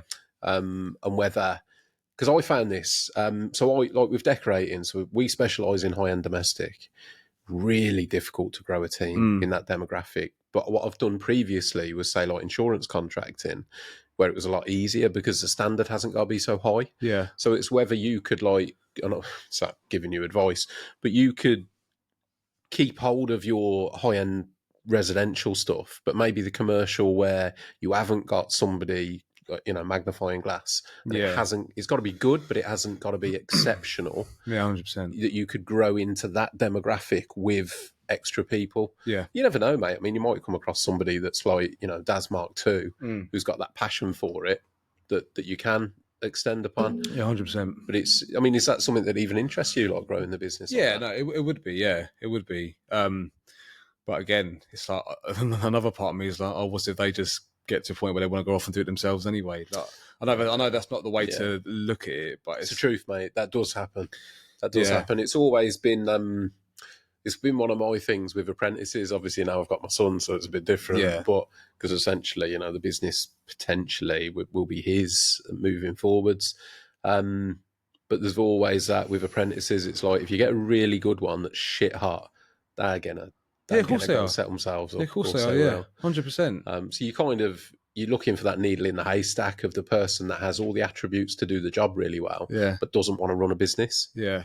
And trust me, like running a business, you can understand that those people exist because it's not for everyone. Yeah, 100%. Dealing with the inquiries and the estimate. And I would imagine as well with you, because your business is, I would imagine you're on a different job most days, or maybe multiple jobs. Yeah, every day, yeah. So like invoicing's got to be a big thing. Yeah, honestly, that's been new since I last saw you. I have like an automated invoice system now, which works. It's not totally automated. Obviously, I still have to input all the details and whatever, but that's been a lot easier. But like you say, it's like I'm going out and physically doing all the work, coming home, dealing with, kids and all that sort of stuff. And then it's like now the content stuff's like being a full-time job. And then you have to like invoice people. Then you have to reply to emails. Then you have to reply to messages and then find time to, see your partner and do stuff for yourself. And it's hard, mate. That's why like I really do, sympathize for these small businesses that are doing everything, like because it's honestly I don't want to sound like that guy like, oh yeah, I take work home with me, but it's like when you run your own business, that's we all do. Like you have definitely. To my old job, right, Russ, if I fucked up on my old job, I'm not going to say I didn't care, but I wouldn't really get I would get in trouble, but my manager's manager would get in trouble. Yeah, it gets passed down, doesn't it? Right. Yeah. This job, totally different. Every single thing is on me or on you, like as an owner. Every single detail, every single thing. So it's impossible to switch off because it depends how you want to run your business. Like I know people who don't even in my phone book who run a business and they don't reply to a message for a whole month, and I'm like, I don't understand it. Like, you're not wired up that way. How are you still running that thing? Like, but yeah, no, it's hard not to take things home with you, and especially if you are like overthinking stuff or whatever. But it's mate, I can never go back now though. Like, I actually had this like a little Q&A thing I did in my profile. Somebody asked me, "Oh, could you ever go back to being employed?" And I said, "No way," because as much as I enjoyed those jobs and I had such good memories and made such good friends and funny stuff, but it's like now I've tasted what it's like to be your own boss or whatever. And plus I wouldn't really be able to now with like my home life and stuff and how difficult that can be. It's like kind of have to be, be there. Such a weird beast, isn't it, owning your own business? Because essentially this whole podcast has been set up to talk about people that are struggling through most of the time running their own business, but I still love it. Yeah. And as do like all the people that I've sat down with that have talked about their struggles in business, nobody sits there and says, I want a jacket. No. Which is crazy really, because, we'll talk about how deeply affected it's made our mental health, but there's still that like underlying passion for the job. And then whether it's because it's yours, nobody can take it away from you. Yeah. And there's that, it's the biggest misconception ever, mate, isn't it? Where people, some of my mates years ago would say like, oh, it's all right for you. You work for yourself. You can start when you want and finish where you want. It's not true though. Mate, it doesn't exist. No. It doesn't exist. Honestly, I get it all the time. It's like, oh, you're your own boss. you can work all the hours you want to work. Yes, technically it's true, but it's the opposite. You end up working Yeah. every hour God sends. Like, Yeah. For people who are self-employed, like, if you go on holiday, for a lot of people, you could say that holiday probably costs double for them because you're losing money. Whereas you don't Mate, get holiday pay, yeah. you don't get sick pay. Like, It's horrible. I did this last year. We went on a nice family holiday last year that ended up being a bit of a nightmare for a couple of reasons. But I sat there and I did that in my head and I worked out. I was like, okay, so it's cost me this. But then when you take out, I've had, like 9 days off work with including the before and after, then the spending money, then this and this. And I'm like, fucking hell, I'm at about 11 grand here. I know, And it's like, scary, isn't it? Jesus Christ. Yeah. And it was nice, but it weren't like 11 grand nice. When you take into account lost earnings as a self-employed person, it's like... Especially when your money will stop, but your bills won't stop. Then it's like, Well, that's it, isn't it? I mean, so from in my business, it's probably quite common that I might go a week or 2 weeks on a job. So say if I go on holiday, I've probably, hopefully, been paid from my last job before I've gone. Then I've gone on holiday for a minimum of a week, but that normally runs into 8-9 days because you got, the day you go, the day you get back. So you're probably at least 9 days off work. Then I've got to start my next job. That job might run for 2 weeks. So then I've got to invoice that job. So in reality, it's probably a month between payments. 100%. And like you said, everything's still going out. Speaking of holidays, shall I get into the alligators? Mate, listen, I've never known anybody dangle a story and take a year to actually tell me. Sure. Let me get comfortable, Dad. Yeah, get comfortable. Strap yourself in. Let me get comfortable. Do you know what? There's going to be a few stories, okay? Because I'll get into it, but we'll start with the alligator one. As simple as like this, and we're back. So Dad's had to get himself ready to deliver the story in the most effective form. So basically, mate, like, there's this. You don't want to go on holiday with me because there's like this notion that something catastrophic is going to happen at some point. So you and holidays don't get on well together. Well, do you know what? We've had like a 3-year run where nothing. 2022 was the last real bad one, and so that holiday we went to Disney for 2 weeks. Big group of us. Yeah, Florida. Yeah. So big group of us. We went to Disney for 2 weeks and amazing holiday. So good. And I've been there quite a few times, but this particular year we went, there was obviously like a big group of us. And in Florida, obviously there's alligators everywhere, right? We read this thing like, any sort of open water you see, there'll be like an alligator. It's almost like it's guaranteed. So obviously, like, the whole time we're there in the car, where we're driving to the parks now, we're like keeping an eye out. Is there an alligator there? Is there one there? You never fucking see one ever.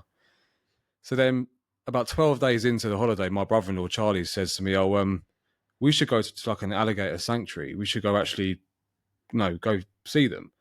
I said, yeah, all right. Well, we'll run it past the group, see if they want to do it, and maybe we'll go. All right, cool. So then we put it to the group and we said, listen, why don't we actually fucking see them? Why don't we go to like a sanctuary and actually see them in the real life ever? And everyone's like, yeah, sweet, we'll do that. So anyway, we go online, we Google like the best one, and we found one on TripAdvisor, number 1, Black Hammock airboat rides, it's called. Yeah. Right. And we're like, sweet, yeah, it's 1 hour. It's a 1 hour drive from our villa. We'll go. So then we're driving down there, and what's kind of apparent is that, or obvious, is once you leave that kind of Disney bubble, you realise you're not in Disney anymore. Like, that, like, hey buddy, how are you? Like, forget that. Like, now it's like we turn up at this place, right? And it's I don't know if you've seen Ozark on Netflix. Yep.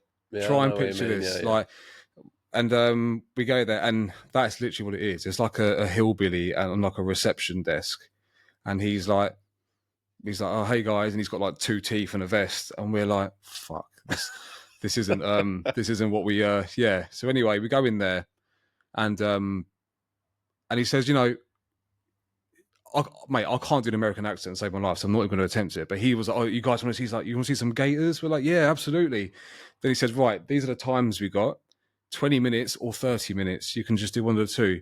And we said, well, what do you recommend? He said, listen, 20 minutes is more than enough. You're going to see a lot. So we're like, okay, fine. So they give you the ticket. And then he said, oh, John is going to be your airboat guide. That guy out there, John, give him What the about ticket. one of these things with like a massive fan on the back? Yeah, so it's like a big fan on the back with like a seat, and whoever's operating the boat has like a stick which you can steer, right? Yeah. And so what happened was we meet him. He's really nice. He's like, "Oh, hey guys, I'm going to be your tour guide today." It was like, "All right, great." Then he gives us all like these ear defenders, and he's like, "Oh, you're all going to want to wear these because it's obviously really loud when we turn the boat on." So okay, cool. As we're about to walk onto the boat, big alligator staring at us next to the boat, massive one. We're like, bloody hell! Look, like there's actually one here. Obviously, for 12 days we've been trying to find one. There's one right in front of us. So obviously, we get our phones out. We're all getting giddy about it. And that John mate, he's like, forget him. You're going to see hundreds. Don't worry about him. You're going to see bigger and better ones. We're like, oh, this is amazing. Get onto the boat, and this airboat, and he fires it up, and it's loud. Like he wasn't joking. Like you can't hear anything. And but bear in mind, we've only gone for 20 minutes, so we didn't really pack much. We packed done a bit of sun cream for the kids, and we packed like a few juices here and there, whatever. And then we set off on this boat, and it's amazing. It's incredible. Like you're going through like all these different routes and whatever. And then he stops the boat, and then he says, "Oh, right, guys. Well, this time of year, we can't go the normal route because the waters are too shallow. The boat will get stuck. So we're just gonna go a different route." And we're all like, "Yeah, okay, sweet, yeah, sounds good." So then we're going, and it's unbelievable. And at one point we stop, and there's an alligator there, and you see loads of them, by the way. You see so many. He's like pointing them out. He's like, "Oh, there's a big one there. There's a big one there." And you're like, look at them and thinking, "Wow." Are we talking like in the water, or are they up In the on the water, banks? and some of them are on the banks, yeah. And we put into one little stream, and then there's an alligator there, and he's eating a snake. He's like got a snake in its mouth, and he's like eating it, and you can see the snake hanging out his mouth. And and then the tour guide, he stopped the boat and was recording himself on his phone. He was like, "Guys, like this is like once in a lifetime. I've never seen this happen before." So we were all like buzzing, like obviously you can imagine we were all filming it, like, wow, this alligator like eating a snake's amazing. Anyway, we set off from there. So this is coming towards the end now. We're going around, and I sat at the front, so I've got full view of what I'm looking at, and I feel like the water was getting more and more shallow. I didn't say anything. I just thought, okay, it's getting more and more shallow, and then all of a sudden, the boat stops, and the boat like rams up against like shrubs, like a bit of greenery, and he said, "Yeah, guys, we got stuck. The water was too shallow." And I was like, "What?" I didn't think that those air things could get stuck because I thought they were above there. Well, they're above the water, but obviously it was too shallow, the bit we went, right? So then, this is the part that got me. I said to him, I was like, "I thought we had to go in a different route because the water's too shallow." You know what he said? I won't do the accent, but he was like, "Listen, I'll be honest with you guys, I don't really work here." He's like, "I'm just filling in." Because obviously whoever does the tours are obviously like was sick or whatever. So I'm like, "You're fucking joking," right?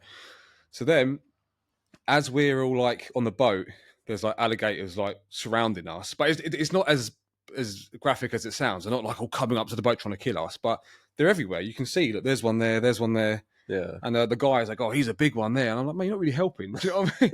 And then what happened was he called the front desk to tell him that we're stuck. So he's ringing, and then no answer. Just goes to answer machine. He's like, "Oh, hey Ron, it's John. We got stuck. Give us a call back." And that was it. That was it. And I was like, "But I don't understand. Like, are our lives just in the hands of your mate who hasn't answered the phone? Like, what happens now?" Yeah. And he's trying to like push the boat back off the little bush bit, and I tried to help him. We didn't get anywhere. And then everyone on the boat, so my missus and like her mum and my sister-in-law Annabelle, they're like pissing themselves laughing because I think they're quite nervous, but they become really hysterical. They started laughing, and then like at first it was like really funny, but then you have to remember we didn't pack any drinks. The kids don't even have any anything to do? Like, because we thought we'd just be there and back in 20 minutes. And then what happened was about half an hour goes by, 45 minutes, nothing. And haven't heard anything from the front desk. Then he gets a phone call and he says, look, we're stuck, we're at this place. And I'm like, oh, thank fuck for that. Like, we're going to get saved. And then this boat comes after waiting all this time. The boat comes and he gets he gets right up to us. He's like, hey, John. He's like, you all right, Ron? He's like, I'm going to get you all out of there. I'm like, oh, thank God for that. He's like, you got a rope? He's like, no. Have you got a rope? He's like, no. He's like, we've got no rope. And I'm like, you don't have a rope? He's like, no. He goes, I don't have a rope. I'm like, boys, I fucking get it. You don't have a rope. Like, what happens now? Because it's like a fucking Laurel and Hardy yeah, sketch, right? yeah. And do you know what, right? This is the worst part. In alligator-infested waters. Alligator-infested waters, yeah. Then he's like, right, I'll go back and get a rope. So I'm like, oh, for God's sake. He leaves. Another guy comes. He's like, hey, John. He goes, y'all stuck? He goes, where's Ron? He's like, it's just gone back to get a rope. He's like, have you got a rope? Because I ain't got no rope. I'm like, boys, I get it. Like, nobody's got a rope. I'm not like a Brit abroad or anything like that. But I just remember sitting there thinking, this just wouldn't fucking happen in the UK. Like, this is by far the most American thing I've ever experienced. Right? Yeah. Anyway, eventually he gets the rope. He comes back. The whole point in this was he couldn't get too close because his boat would be stuck. So we had to throw one rope. The third boat had to come and throw another rope. And now it's like a chain of boats all together. We managed to get out of there. We go back and yeah, obviously in America, like the tipping culture is massive, isn't it? Like he gets his little hat out, the tour guide, and he's like holds it out. I was like, oh yeah, any tips going? I was like, mate, what are you on about, mate? You nearly killed us. He's like, do you know what? You're right. He's like, I'll tell you what I'm gonna do. How about I'll go get a baby alligator and I'll tape his front shut. Like, it wasn't being horrible. He was like, I'll tape then you can hold him. And I was like, actually, yeah, fuck it, and do that. And like, it's all legit. Like, you see it in programs where so then they can't bite you. So then, yeah, we got pictures of us like holding this baby alligator. But mate, it was the most surreal thing ever. Like, you have to remember, like, we didn't really pack anything for the kids. We all just we thought we won't be long. We'll just be on this boat. And yeah, that was a story, mate. I've got pictures in my head. I've got to admit, I did wish a little bit that you'd wrestled. I've got Crocodile Dundee in my hand, in my head. It. I'll be like, Daz has fell out the boat. He's had to wrestle. Cartoon. Got the Asian Steve Irwin in the house. Yeah, but no, mate. Honestly, that's just one of them. Like, what other ones were there? Another time where Ellie and I, we went to. This is where we first met. Like, about a year after we were seeing each other, went on holiday to Dominican Republic. Back in them days, you'd go for like first choice or TUI, or you get off the get out the plane, and you get your bag, and there'll be like a big sign. And the hotel, we were staying at one of these Riu hotels, and there'll be like a big sign saying, "Oh, Riu Pachata, this way, your coach is here." So, all right, we get on the coach, and the first choice like guide, he's at the front of the coach with like the microphone, and he's like, "Hi guys, welcome to Dominican Republic. It's really beautiful here. You're gonna have a great holiday, blah blah blah." And then he starts quickly going through like some of the do's and don'ts. And he goes, "Whatever you do, do not use a casino. Do not go to the nightclub. It's called Pure." He's like, "Don't go to the nightclub." We're like, "All right, fair enough. Won't do that." So we're there for 2 weeks, and like the first 5 days, amazing weather, beautiful, so sunny, so hot, it was amazing.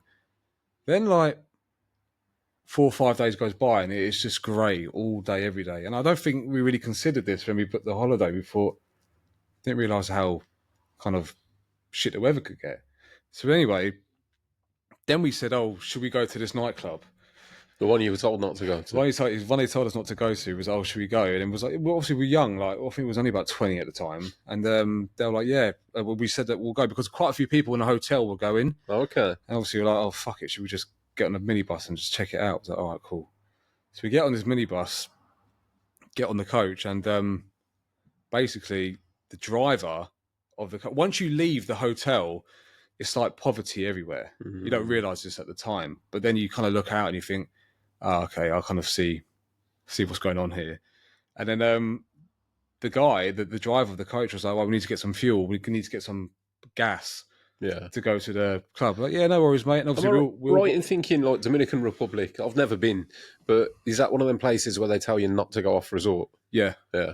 And So that's exactly what you did. yeah, yeah, well, not just me, but I wouldn't do it now, but being young and stupid at the time. And then so we go to this petrol station in the middle of nowhere to get the fuel to get to the club. He robs the petrol station. He had a shotgun in the minibus. Oh, He fills up the thing, and then we robbed the petrol station, and then just got back. It was just so normal, and just got back into the minibus. Like, put the gun back. He was like, "All right, guys, who's ready to go to Pure?" And we're all like there with like our drinks. Like, what the fuck just happened? Yeah, and then we went to the actual club, and it was horrendous. Absolutely, so dodgy, so horrendous. And I remember the whole time thinking that I knew we should have done this, but and there was like a someone's nan and granddad in the corner like bopping their head to the music. And I said, "Listen, that's my excuse to get out of here." I said, "Listen, I'll take you guys home."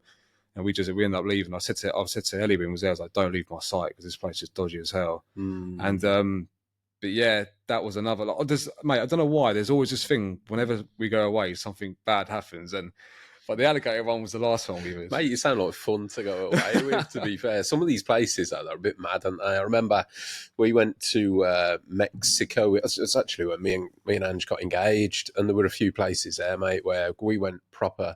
I mean, it weren't even like we were in Cancun, Yeah, but it's just a different world, mate, isn't it? Like there was a big lagoon there with like alligator signs everywhere. I didn't see any, but some of the stuff we went really off piste because.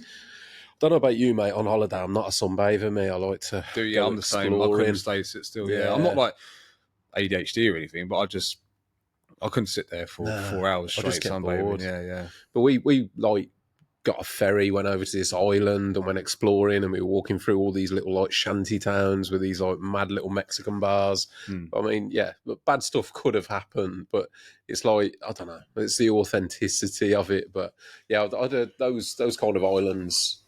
Dominican Republic and even like Jamaica and that can be like dodgy off hell. piece, can't it? Yeah, really dodgy. We had another one in funny enough was in Orlando as well, 2016. You must feel like every time we go there something happens, but this is a while ago now. It's like 9 years ago, and we left one of the parks. And Finley, my apprentice, Ellie's cousin, he was on a holiday, but he was tiny, mate. He was about 8. Yeah, he was 8, and then we said we'll go to Applebee's, which is like, I don't know if you've ever been to America, but Applebee's is like... I've been to Vegas twice. Did you ever go to Applebee's? No, I don't. Is that a restaurant? Yeah, it's a restaurant. It's like, there's loads of them. There's a chain out there. There's loads of them all up and down the country. And then we typed in like the nearest one to where we were staying. Where Universal Studios was. You come out the park and it will just direct you. He's like, well, take this left, take this right. So we're all like getting ready to go to this restaurant. And then...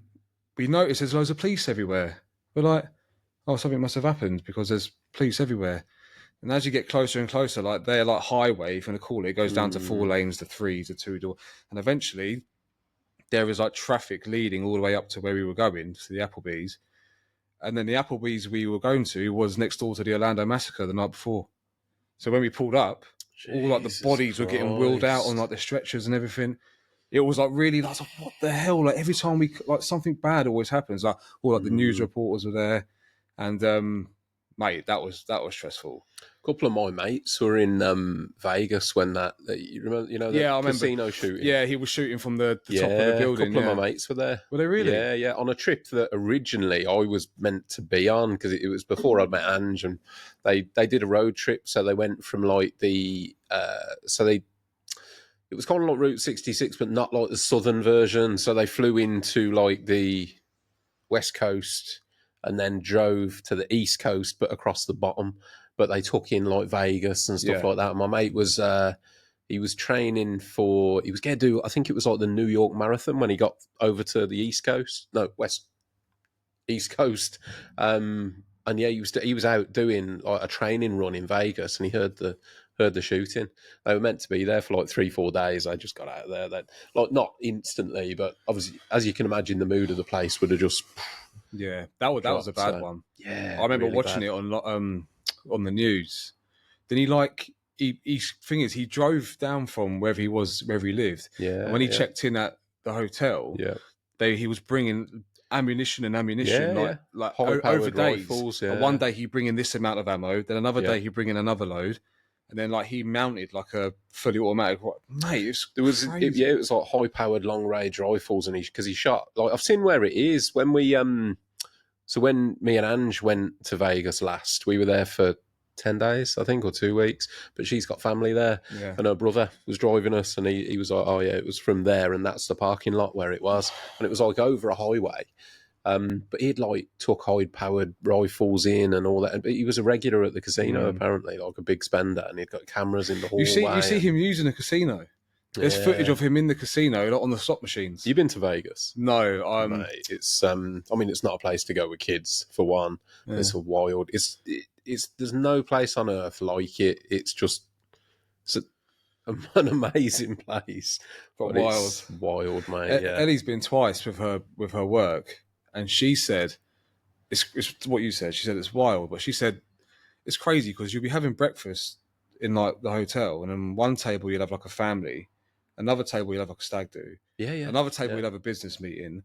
And another table you'll have like escorts and strippers like with old men. Then she said like it's just the most dysfunctional groups of people. It's like anything goes. I mean, we got to see kind of all sides of Vegas, really. So because and her family are there. So they would come. We probably spent it 50-50. Like we stayed on the strip, but then her brothers or her sister would come and we'd go out for like a family meal off the strip. Yeah. And it was a lot more normal. But on the strip, mate, I mean, we had a proper like hangover style Vegas. Like I ended up in whatever hospital it was, Sunset Boulevard Hospital, or mate. Do you know what? I want to hear it. I'm going to share the story with you, Dad. You've given me a holiday story. I'll give you a holiday story.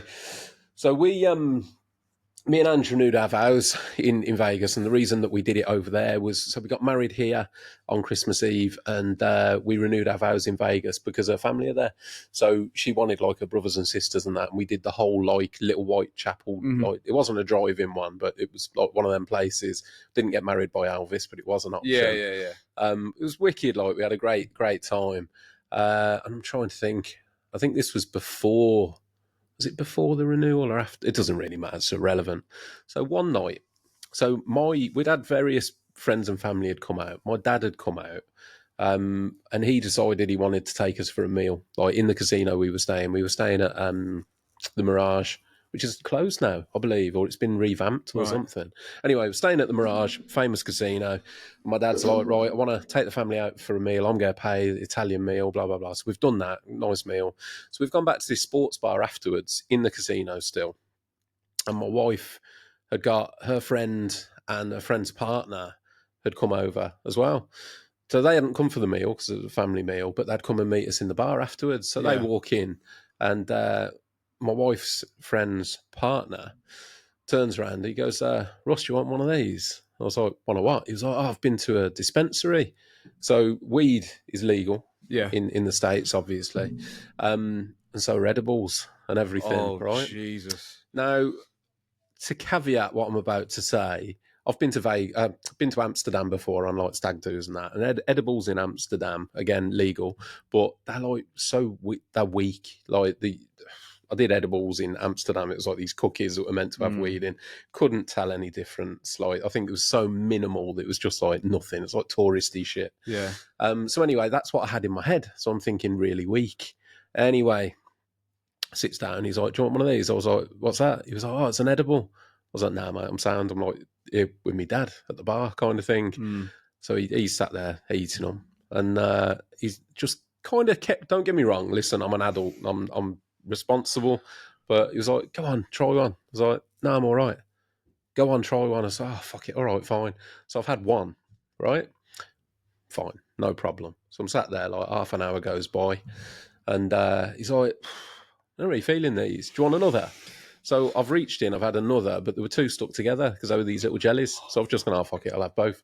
Bearing in mind, I'm watching he's had, I think, 7 or something. Yeah. I've had 3, he's had 7. There were 10 in a pack. Anyway, I'm sat there, and he gets up to go to the toilet. This lad don't come back. So we're like, right, okay. So we sat there a bit longer, and his partner has kind of gone like, Do you know where he's gone? Has anyone got any ideas? She's rung him. He's like, I'm in reception. I've like, I'm not feeling right, blah, blah, blah. Anyway, the long and short of this story is the recommended dose for these things is half of one. And that's like a high dose apparently. So I've had 3. So I've had 6 times the dose. He's had like 7 or 8. So he's like well out of it. Yeah. And he's took himself down to reception in the casino and essentially collapsed. So we've then got up like, oh, he's not feeling very well. I'm not mentioning any names. He's not feeling very well. He's in reception all the time. Like, Ange don't really know that I've took the 3. And I'm sat there thinking, I ain't quite feeling right. Yeah. Like, my eyeballs are just getting bigger and bigger. Yeah. I just remember this feeling of thinking like loads of air was gushing into my eyes. So anyway, we go to reception. I'm just following along. And there's this lad literally like on the floor. It's weird in Vegas as well because all the hospitals are privatized. Yeah. So when they rung for an ambulance, 2 different ambulance crews turned up from different hospitals. Oh, right. Because they're like vying for the business. Oh, so it's like first one in gets the patient. Gets to pay, yeah. So anyway, like what's happened is he's there. We walk into reception. Bear in mind, I'm obviously these edibles are kicking in. We walk into this reception area, and he's got like shirts open, pads on his chest, and everything. And I'm not in a frame of mind to understand. And I'm thinking, I've took whatever he's took. So anyway, we go in, like the girls start talking to the paramedics, and they're like, oh, he's done this, he's done that. And they're like, look, we're going to take him to the hospital and get him checked out. And Ange turns around to the paramedic and went, you've took them, haven't you? Or you've had some of them. I was like, yeah. She was like, how many? I was like, 3. How are you feeling? I was like, yeah, I don't feel normal. She's like, gone to the paramedic. She's like, look, he's took the same thing. Now, for anyone with any experience here, I will know that I could have just gone to bed and slept it off, right? But it's a business over there. So the paramedic's like, yeah, he better go to hospital and get checked too. He could have easily just gone, he'll be fine. Yeah, he'll be fine. He'll be fine, go to bed. So anyway, this lad goes off in the ambulance, blue lighted to hospital with the girlfriend. So they've gone off. And Angie's like, you need to go to hospital. I'm like, I'm not going to the hospital. She's like, well, what do I do? I'm like, look, just get a bit of fresh air. I'll be fine. So we go back up to our room, and I'm just, obviously it's kicking in. Like, these things take a while, but it's really kicking in. Yeah. And she's like, how are you feeling? I'm like, yeah, I'm not good. Yeah. So she's like, right, let's just walk around for a bit and see how you feel. And Angie, in her infinite wisdom, right, I'm obviously getting higher and higher and higher. Yeah. She takes me for a walk around a Vegas casino, right? So I've got lights and people shouting and all these noises and everything. Mate, I convinced myself I was dead.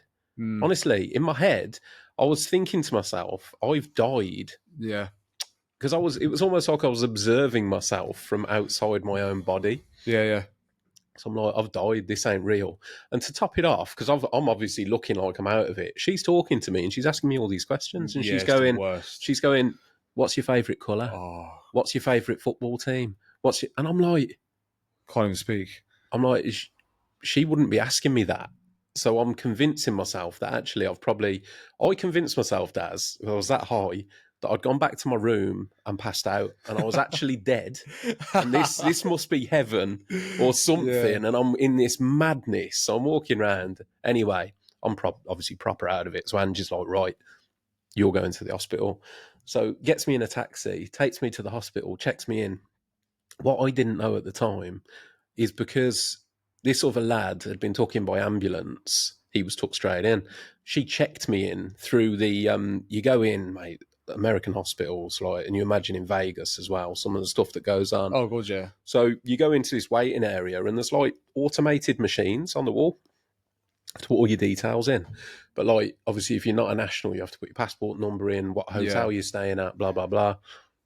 I'm in no fit state to do anything. So she's checked me all in. And then they come through this security door and then they just take me off. Like, she's sat in this waiting room going, no, I want to come with him. They're like, no, you're not allowed to come with him. So she's kicking off in the meantime, wants to come with me. I don't know this is going on because I've gone through the door. And mate, honestly, like, they took me through as quick as a flash. They took my blood. They gave me a chest X-ray, Daz. A fucking X-ray, right? Because they went, is your chest tight? I went, yeah. And they went, right, we'll x-ray it. Of course, they said Because that, the x-ray was $3,000. Yeah. So they've given me a chest x-ray. They've given me everything under the sun, right? And then they've essentially sat me down then and go, right, how are you feeling? I'm like, sick. So they've given me like anti-sickness tablets. Yeah. I've took my bloods. I've chest x-rayed me, sat me on this bed. And what I've sat there, it's kicked in. I've thrown up, and then I felt fine. Yeah. Not fine, but Yeah. I felt compass mentis. So I'm like, right, by this time, Angie's like been kicking off and they've let her come in and she's come in this little cubicle with me. And I'm like, right, I've been sick. I feel a lot better now. Like, let's get out of here. Mate, it was like Armageddon. You've got people coming in with gunshot wounds. You've got like blood all over the floor. Yeah. You've got screaming, shouting. Like, it was like the movies. You know what I mean? So I'm like, sat there now just going, get me out of here. 100%. So we sort of round ourselves up and we're like, right, we're going to leave now. But you can't just leave. You're locked in, right? So we go to leave and they're like, right. I'm waiting to hear what the bill was. Yeah. I'm waiting for that. We get to this desk and we're like, we want to like check out, as it were. And they were like, right, your bill hasn't been finalised yet, but you need to pay... it was $250 to be discharged. So I was like, do you know what? It's my own fault. Yeah, it's fine. $250, like, that's fine. I went, yeah, it's fine. I'll pay that. And they went, your final bill will be emailed through to you. And Ange was like, what do you mean, final bill? And they were like, yeah, that's not it. That's the bill. Checking out fee. That's the checking out fee. And she was like, well, when do we get the bill? And they were like, well, we're still, the results aren't back. He's had this, he's had that, he's had the other. As it stands, it's at 7,000. Oh my so we're like, God. Right. And they were like, we'll give you the full bill tomorrow. Basically, it will come through within 24 hours. So anyway, I pay the $250. I get out of there and I'm going back. I'm in no fit state to think about anything. I wake up in the morning. I'm like, right, email comes through, final bill, attachment, PDF breakdown, like massive list of all the stuff that they'd done that was completely unnecessary. $16,000. So then what?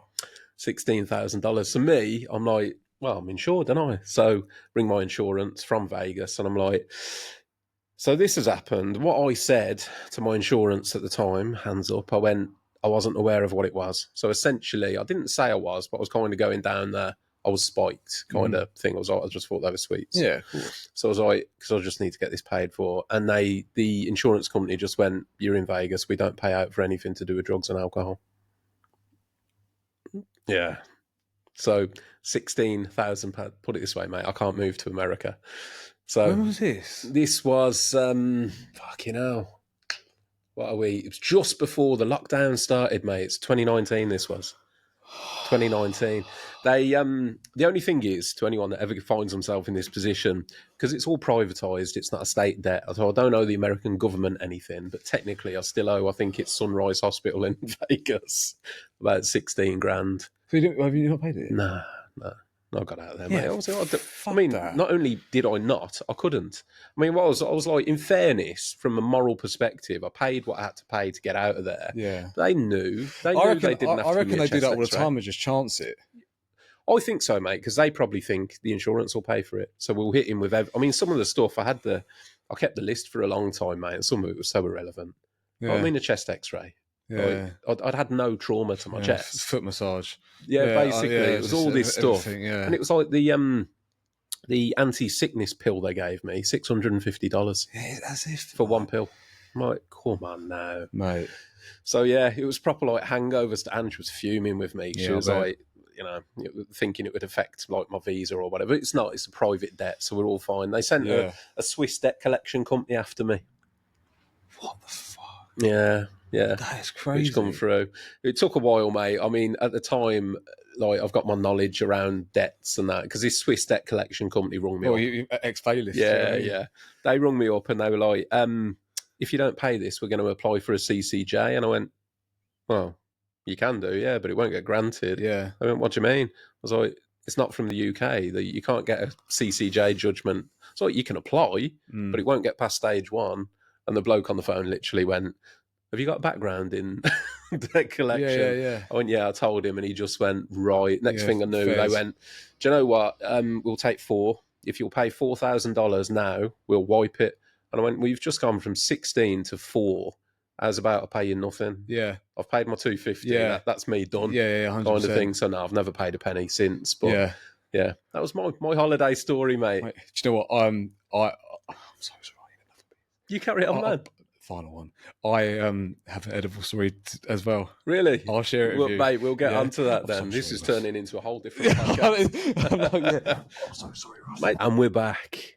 Daz is about to share his own version. Listen, I'm just going to caveat that. Yeah. The story, right? So just for any legal purposes, edibles and weed and all that, it's perfectly legal in Vegas. So I was doing absolutely nothing illegal at the time. Absolutely. I wasn't in Vegas, unfortunately, but so I'll just, mate, by the way, that story is mental. Mate, absolutely mental. It's mad. Like looking back now, you can see like the business model thing. Yeah. And when I looked at, honestly, the list, I reckon there was about 14 things that they'd billed me for. Yeah, and it was as simple as giving me an anti-sickness. But in fact, it weren't even as simple as that. It started at the paramedic. He could have just gone, mate, go to bed.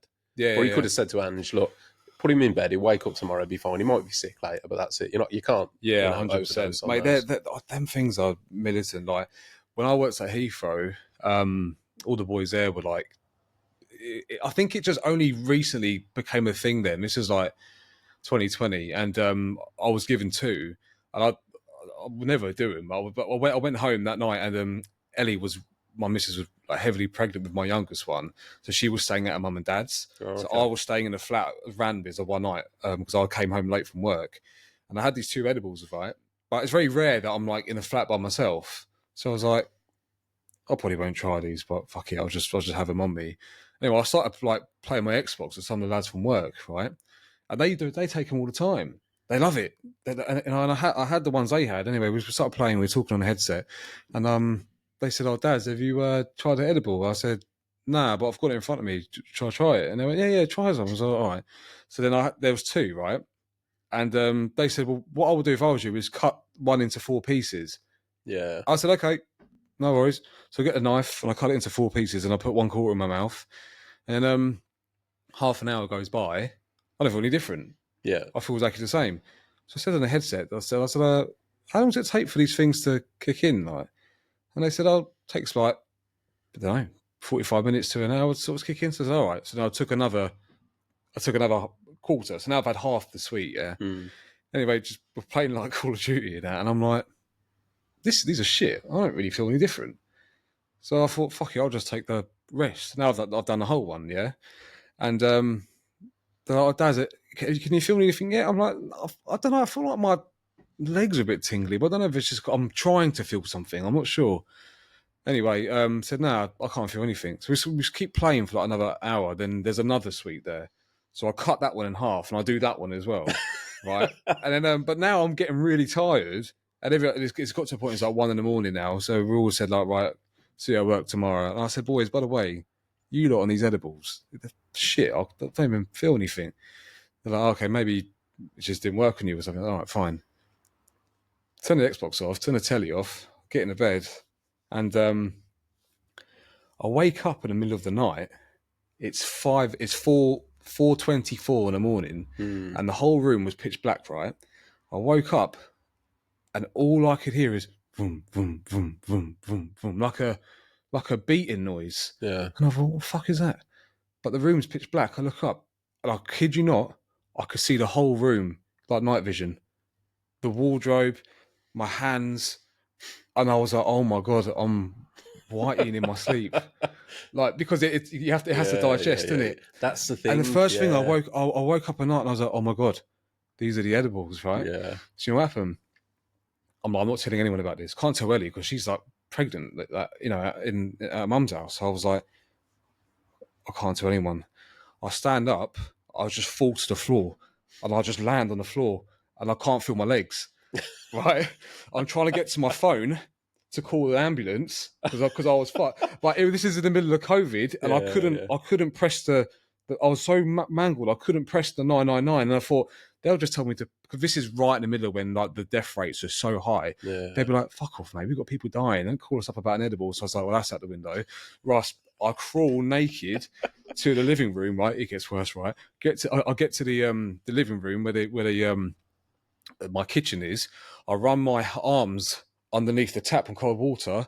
I look up, a toucan flew over my head in the front room.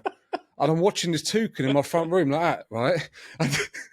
And I'm like, there's a toucan in the room, and I'm like I'm like pranging out about the toucan, and then all of a sudden there's like a digger on top of the flat. He's like digging into the flat, and I'm like, oh my god, this is horrible. But the worst part is, I knew it wasn't there, but because I'm seeing it, it plays tricks on your mind, Mate, right? it's so different because I've had people say when I've talked about it, they're like, "Oh no, you don't get that with weed." I'm like, I've looked into it and it's different because it metabolizes through your liver or something. Yeah, you have to digest it. And it's like when people go to Amsterdam and you know they have these brownies and it takes a while for that to see the brown. Do you know what I'd done? I'd gone to Amsterdam before on this stag do, and they sell like tubs of cookies. Yeah. But they are really like touristy. There's fuck all in them. There's 20 cookies. Yeah. There's like a fraction. So I just thought, they'll be like that. An edible. And because I hadn't been to this dispensary, so I didn't know, like apparently we spoke the next day and he was told, like, careful, they're strong. Yeah. And has not passed that information on to me. No, I know. Yeah. And he sat, I mean, this lad sat there and done like 7 or 8 of them. Yeah. But do you know what the difference was as well, Daz? Because he got took in by ambulance, no charge.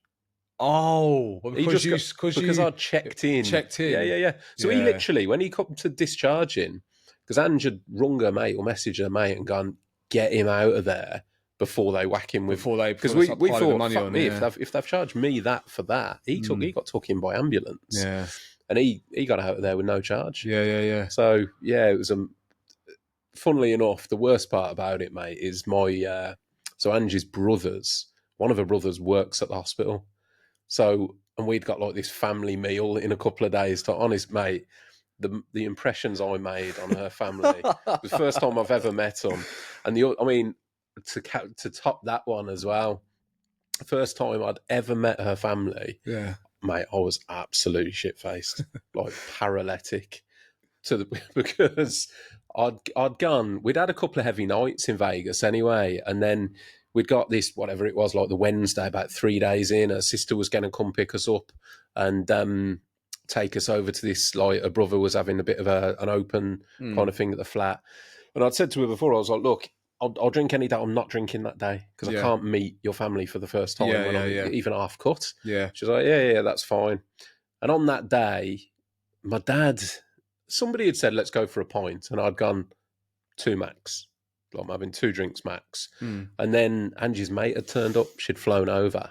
So she turned up after we'd had 2 drinks. And I'm still like, I'm not getting pissed here. Yeah. And they've started on the cocktails and that. I'm like, I'm not.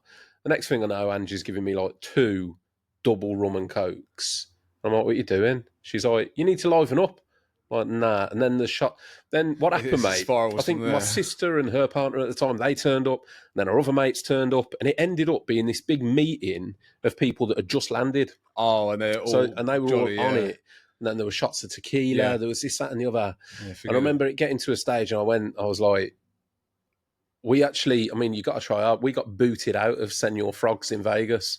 Like, you've got to try hard to get kicked out of a 100%. Kicked out of a place in Vegas. You in to spend the money. Yeah, we got booted. We got told no more drink. We got booted out. It had got wild, and I got to the point where I said to Angela, I was like, I cannot meet your family. I'm totaled. And she was like, no, you'll be fine. I was like, no, I can't do this. You know what she did to me, Daz? Because I went, look, I can't. I said, look, just letting them down is better than me turning up like this. You go, like, say I'm ill, say whatever you want to say. Yeah. I can't meet them like this. She's like, okay, I understand. I went, look, just call me an Uber or a Lyft or whatever it was out there. Just back to the hotel. She was like, yeah, okay, yeah. So anyway, we get to the stage. I'm like, I just need to go to bed. Like, I'm absolutely smashed. So it's like, right, taxi's here. Get in the taxi. Of course, I've never met a family, have I? Oh, no. Get in this car. Starts driving. Casino's that way. Like, where are we going? Yeah, this is my sister, Grace. And I'm like, oh, wow. Yeah. Mate, honestly, first time I've ever met her. Grace, if you ever watch this, I'm still sorry for this. But first time I've ever met her. And, you know, like in America, they have them massive highways. So it's like 4 lanes and then 4 lanes. Yeah. Of course, as the minute we start driving, my head's spinning. Yeah.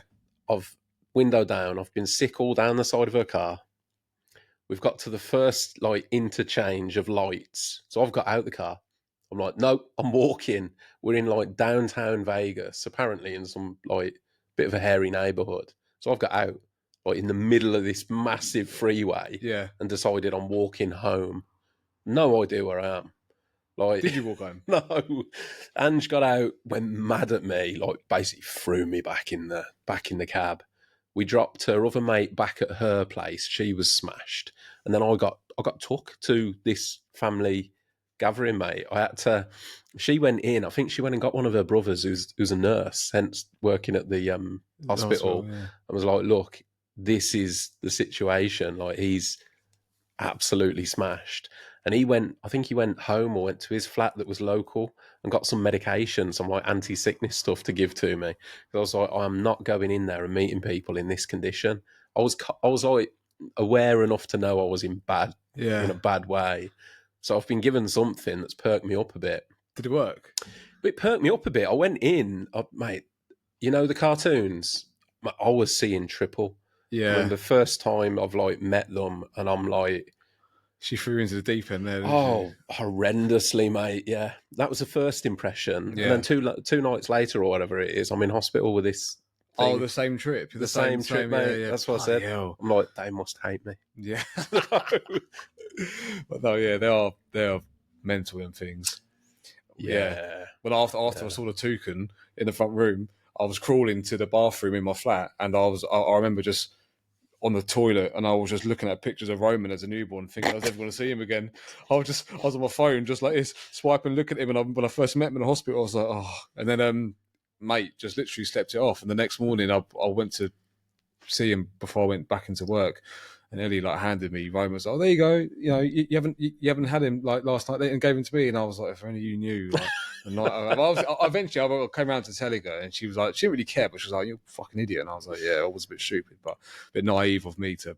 But the same thing you did though. I just let them thinking, well, I can't That's be the that problem. But they take obviously times. I've never touched it since. I never would. Like, neither have I, mate. Neither. Like I've said openly, like I've always had the odd drink, but drugs have never been my thing, which probably made it worse. I remember speaking to Angie's brother after this, and they'd been like, because they thought it. I mean, in fairness, like they're great. They thought it was hilarious. And they're like, mate, you're in icebreaker. Vegas. It can't get much worse. You're in Vegas. What do you expect?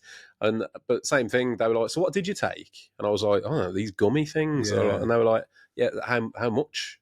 What did he say? How much of one did you take? Yeah. I went 3. He was like, that's why. What? That's militant. Man. But they said, they were like, look, we live here and it's common, and like we wouldn't. And her brother was like, I'll stay well clear of anything like that because they're really potent. Oh, great. Yeah. I found that out. It was so bizarre, mate. I've never, because I genuinely had this moment of complete detachment where I completely convinced myself I was dead.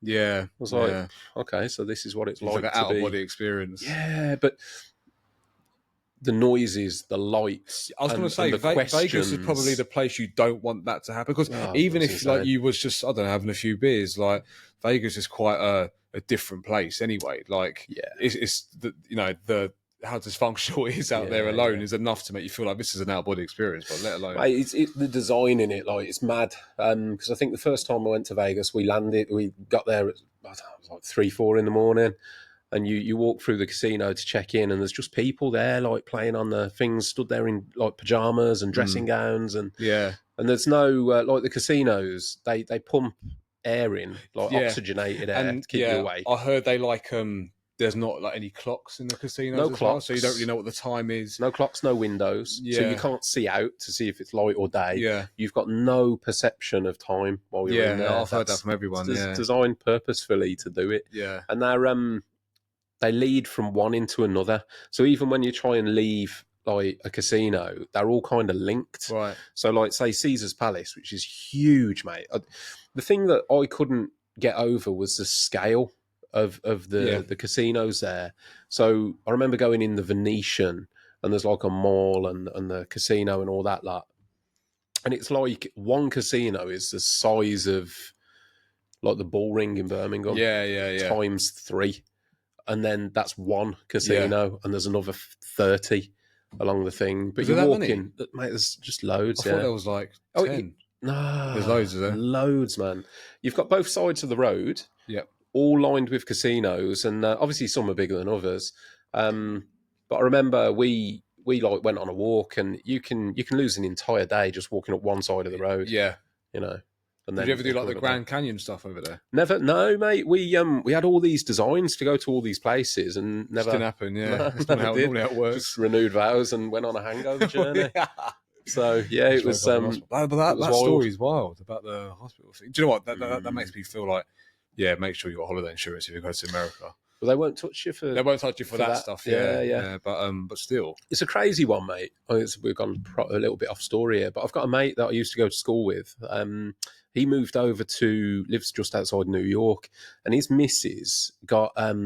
She used to be into horse riding. She got bitten by a tick and developed, is it Lyme's disease? oh, That autoimmune yeah, thing, yeah. which she's got for a lifetime now, and she Yeah. gets really ill. Yeah. And when she gets really ill, she has to have emergency treatment. Yeah. And I spoke to, this was some time ago, his situation might have changed by now. But last time I spoke to him, he was telling me he'd got like hundreds of thousands of pounds worth of debt, like medical bills. Because at one stage they moved back to the UK because he was like, they're married. He'd be better to get a treatment on the NHS because the NHS treatment was nowhere near good enough. Yeah. So they went back to America. But he was saying to me, he was like, essentially over there, because it's privatized, it's just like private debt. Yeah. So they can't refuse a treatment in an emergency. But then they do bill them. Yeah. So he was like, we're never going to pay it. Of course. So he was basically saying, we'll never own a house because the minute we own a house, they'll repossess it. Yeah. It's a crazy system. Yeah, it is crazy out there.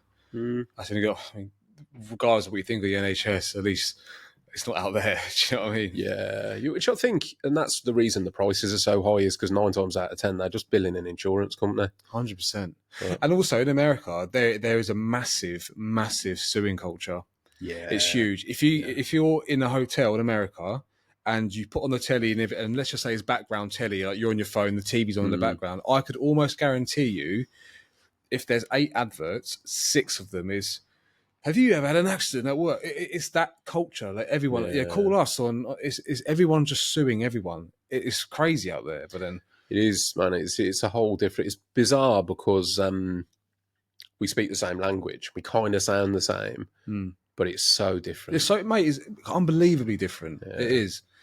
So many times I've gone out there and I was like, I can live here because I love it here. And I'm like 3 days in, I'm like, nah. No way. To be fair, mate, I want to see more. In fact, we're meant to be going next year because her sister's getting married.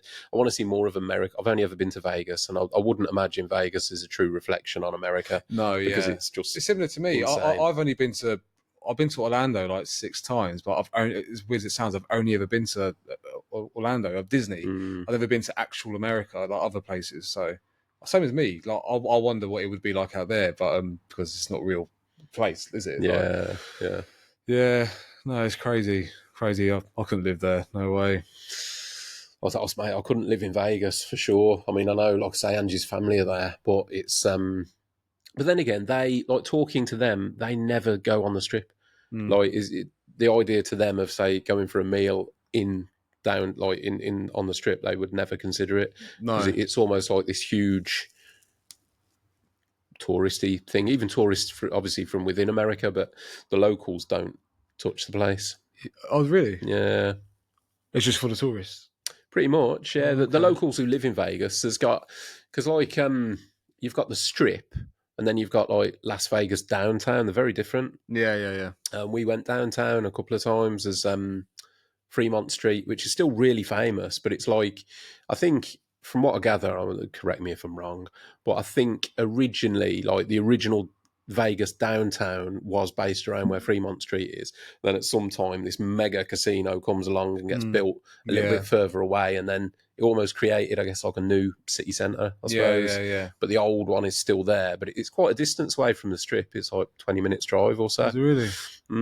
But then you've got, obviously, where the locals go, which is, I guess, almost like another place. Yeah, 100%. Yeah, it makes sense, to be fair, because they're probably sick of it. They're probably sick of like that side of things. They just don't go there, mate. Yeah, 100%. They just don't go there. But it's mad. I mean, I saw some stuff while I was there. It was like you know, I saw a couple of fights and stuff like that, and you always think you're going to see somebody getting shot, but mate, it gets cleaned up so quick. Does it really? Yeah, it's like... I suppose Vegas is a place where dramas are going to happen. It's so clean. Yeah. Like, but... people are already there to... I remember watching, mate, this example. So there's all these, like... the bizarre thing getting used to in Vegas is outdoor escalators. So, you know, like the metal escalators. They've got loads of them outdoors, but obviously it barely ever rains there because it's like the desert. So you've got all these... So you've got all the roads, and then you've got these like escalators that go up, and then like these walkways, and then they come back down over the roads in linking the casinos. They have like links and passageways. I was walking across one of them, and I could see on the street below there were this bus stop, and there was this fight kicked off with this Mexican-looking dude who was with his kid, but he got battered. Oh, no. I mean, from what I saw, it looked like he deserved it because he was picking on this other individual who stood up and just full on battered him and then ran off. But he stood up, blood everywhere, like dripping everywhere. It was a weird one, to be honest, because I remember watching. It was weird what he did. He got blood all coming down his face, and he got a cut on his head, and he wiped his face with all this blood, and then wiped it all down his kid's face. Why? I don't know. I saw it from a distance, and then they hailed this cab down, got in a taxi and left. But there was blood like on the floor and street and that, and within minutes, it was like a cleanup crew just arrived and were like washing it all down. Yeah, Tuesday morning for them. You know. Yeah, but it's almost as if they're tuned in. I mean, they must see so must much. Be covered in cameras. Yeah, 100%. But it's like, I guess there's probably a dark undertone to that place, and it's very much kept like beneath the surface that people don't see. Yeah, like they don't want no one seeing blood stains. Like, we'll clean that up. You know. Yeah, 100%. I can't even imagine the amount of money that must go through that on a hourly basis, let alone daily basis. God, yeah. So honestly, that's not even including the people have a certain budget they want to spend in Vegas, but then once you introduce alcohol and testosterone and whatever, there's also additional money, which sadly gets spent because they're intoxicated, isn't it? So they must make more than what they expect to make. There's some people apparently that go there for a holiday and just never go home. Yeah, like they just get stuck there. They spend all their dough. Fortunately for me, mate, I'm not a big gambler, so it didn't have that pull for me. I did the very first time I went there. Knew nothing about gambling, and I sat down on a blackjack table because I just wanted to do Vegas. So I sat down and I thought the only card game I know is blackjack. I looked, I thought, don't really understand how that roulette works. And everyone there seems like they're pros. Yeah, so I'm 100%. like, I don't want to look a dick. It's very hard. If you're either like a professional gambler or you don't gamble at all. Everyone in the middle is sort of a bit lost there, unless you're really into gambling. I tried standing around watching a bit and thinking, can I just clock what's happening? I couldn't. I thought blackjack, I know that's like closest to 21, isn't it? Yeah, 100%. What I didn't know is I'd sat down on like a high stake table. So I sat down, it was like $100 hands. Yeah. I went through like $500 in about 3 minutes, just gone. And that was it. I was like, I ain't doing this. I got my family. They live in Singapore, and a couple of years. So this is probably about 10 years now. 2015, this happened. They've got a really lovely casino out there, Marina Bay Sands, and because we're tourists, we get to go in for. Technically, we have British passports, so we get to go in for free. Whereas my mum has a Singaporean passport, so she'll have to pay to use it. Oh, but really? yeah, it's weird. But the casino is amazing. And one day, me and my older brother Dan was in there, and you have different tables, like different roulette tables. So one table could be like $2 bets. Then minimum bet on this table is $5, and then minimum bet on. But what you would find is the tables with the higher bets, you have less people because nobody wants to spend more money, right? So my brother won like not a lot. I think he won like 300 Singapore dollars, right? And he was like, "Shall I put it on the roulette and put it all on black?" Right? I'm like, no, don't do that. You'll fucking lose it. He's like, no, fuck it, we'll just do it. I'm like, all right. So go over to the roulette table, but not the $2 ones. We've got the higher end ones. There's two American cowboys, right, drinking whiskey on the table, just them two. So we go over to the table, and my brother's like, well, I'm going to put all of this on black, and then the two Americans, right, were like, I'll tell you what, then you do that. We're going to put all ours on red, and we're like, you sure? It's like, fuck it, you're doing it, we'll do it. Like, everyone's drinking. Yeah. So the guy running it is like, right, no more bets. Like, all right, no more bets. So he spins the roulette wheel and he spins the thing. Green. Fucking hell. And I just remember like, everyone just look at each other like, nah. And the guy just going, he's just grabbing all the chips and bringing them all in. And I was like, yeah, there you go. Mate, the casinos always win. They always win, always. And you know what? No matter how high up you get, there's like I can't remember the exact saying, but you always leave with nothing. Yeah.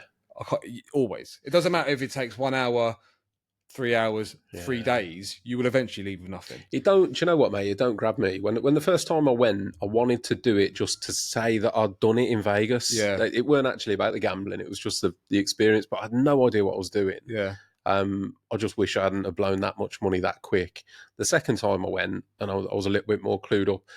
A couple of times just walking through the casino, I put like $10 or something in the bandits. Yeah. And it was day one. First $10 I put into the machine, I won like 130. And I remember taking the winnings and going straight into, they'd got like a limited edition Vegas Swatch watch. Yeah. I just went and bought that straight away. I was like, watch, done. Yeah, that's done. it, I'm happy now. I'll go home. Yeah, I'm done. It's got something to show for it. So they're dangerous places. Man. Oh, they are, mate. If you're anyway inclined, it's but they're designed, you know what I mean? They've literally been designed by psychologists and stuff to have you. So it's the what if though, isn't it? It's the what if. It's what if I do double this? Yeah. What if I do go home with? But it's just madness, mate. Because like in Vegas, you've got like all the, like, you'll have like bandits, and the top prize is a car, and the car's like there on this big stand, and you walk in, and there's always something going off, like a jackpot being won. Yeah. You don't realise, you know, they've probably sat there and put thousands of dollars in to get there. Yeah, 100%. Yeah, it's one of those, man. I think if you can go there once before you die, you know, it's just. I do want to go, nothing else. But yeah, it's definitely on my to-do list. But it seems hectic. Yeah, it's very easy to go completely off the rails. My sister used to go there all the time, and she'd treat it like a normal holiday. Yeah, it's the same as my mum. My mum's been loads of times. She's been out there loads of times, but yeah, no, it is on my to-do list. Definitely want to go. Well, I don't know what you've done, mate, because I never intended on telling that story on a podcast, and here we go. So hopefully you have all tuned out before that, or fucking forget it. Yeah, that's it. But yeah, man, it's Daz. Is there anything else that you wanted to touch on? I don't know. How long are we in there? Let's have a look. Mate, it's flown, but I think we're a couple hours in. Oh, there you go, mate. Do you know what? I was just looking forward to seeing you, catching up with you, and obviously I know that this pod was going to be different to our last one because we're just like it's just chatting, man. It's been good, but no, it's been good. I've enjoyed it. I've got nothing else to. I know you wanted to hear the alligator story. That's not. I think I drove down just to tell you that. But I've been waiting for that one for a long time, so I do appreciate that. But I appreciate you opening up and catching up on your home life as well, mate. Because it just emphasised that it's an ongoing, ongoing navigation of life, isn't it? Really. It doesn't just. Because I think sometimes when I get people on and that they come and they talk about the adversities they've been through, and it normally goes like, this is what happened to me, and this is what's happened now I've come out. And there can maybe be a little bit of a misconception that, like everything's hunky-dory now. Yeah. But it's not. And, the episode I did with Ange a couple of weeks ago says the same about me. Like, we've been going through stuff over the last year, so it's to highlight that it's that personal. Everyone's going through stuff all the time. Yeah, no. And it's it has been a tough year. But I'm also not naive enough to think that it may get even more tough, But I guess it's something I just have to get on with, It's something I'm just gonna, do the best I can as well as I can, and yeah, I don't know that there is that saying, isn't there? There's always someone worse off, or there's always someone who's got worse situation than I am, or but. Yeah, mate, it is what it is, and that's why sometimes when I go to work, as tough as it can be, I enjoy my job, but that's like the time away from when I'm going. But do you know what I mean? Like it's like a bit of me time before I tackle that again. So, but no, mate, it's all good. I'm just looking forward to the summer now. Because the summer's a lot easier in our household. We can use a pool, we can go out more, it's very difficult to. I imagine that's the same for most people. That has nothing to do with neurodivergent kids. I imagine it's the same for most parents in the summer. I think it just naturally lifts you anyway, doesn't it, when the sun's out? But there's going to be a lot of steps going forward that we're going to have. Like my youngest one will after his assessment, he'll be going to a special needs school. So that's the next big thing on the list. I don't necessarily think he'll be going to the school my other son's at, because they're very different in their needs. But we'll be looking for a school for him, hopefully by September. But you know what it's like with these things, and it just takes a long time. Like to fight for the school we have for Roman took us 2 years. So, but in this case, it's a bit different. It's different with my youngest one because he actually enjoys going to school. Like he actually likes going, so that takes a lot of the sting out of it. But if you ask me, what's the next big thing we're doing? That is it. Is to get him into a setting where, because you know what, this is like a crisis that no one talks about. It's that you have special needs SEND schools, and then you have mainstream school, but then you have this large sort of group of kids that don't fit in either. Like you have some kids that aren't mainstream kids or pupils, right? But then they're not severe enough to go to a special needs school either, so they're kind of just floating around in the middle. Yeah. And I feel sorry for those, you know, those parents or those children. But yeah, it's definitely, it's an emotional roller coaster. But like before we sort of wrap up, like when my youngest one, he was doing like, what's it called, the play that they do around Christmas at school, nativity play, right? And his teachers are really lovely. You know, they said, oh, would you like to see him do the play?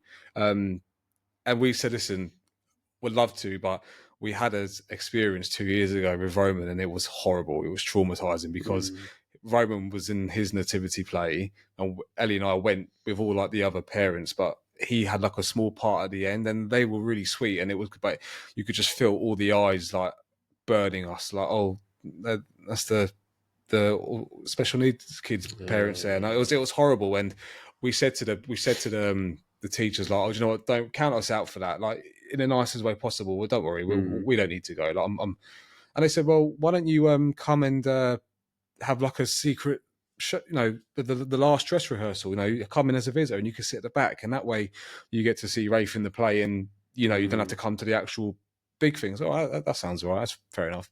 And in his play there was like, he was one of the animals. So like he was a chicken, and you know, someone else was a goat, someone else was a sheep, someone else was a horse or whatever.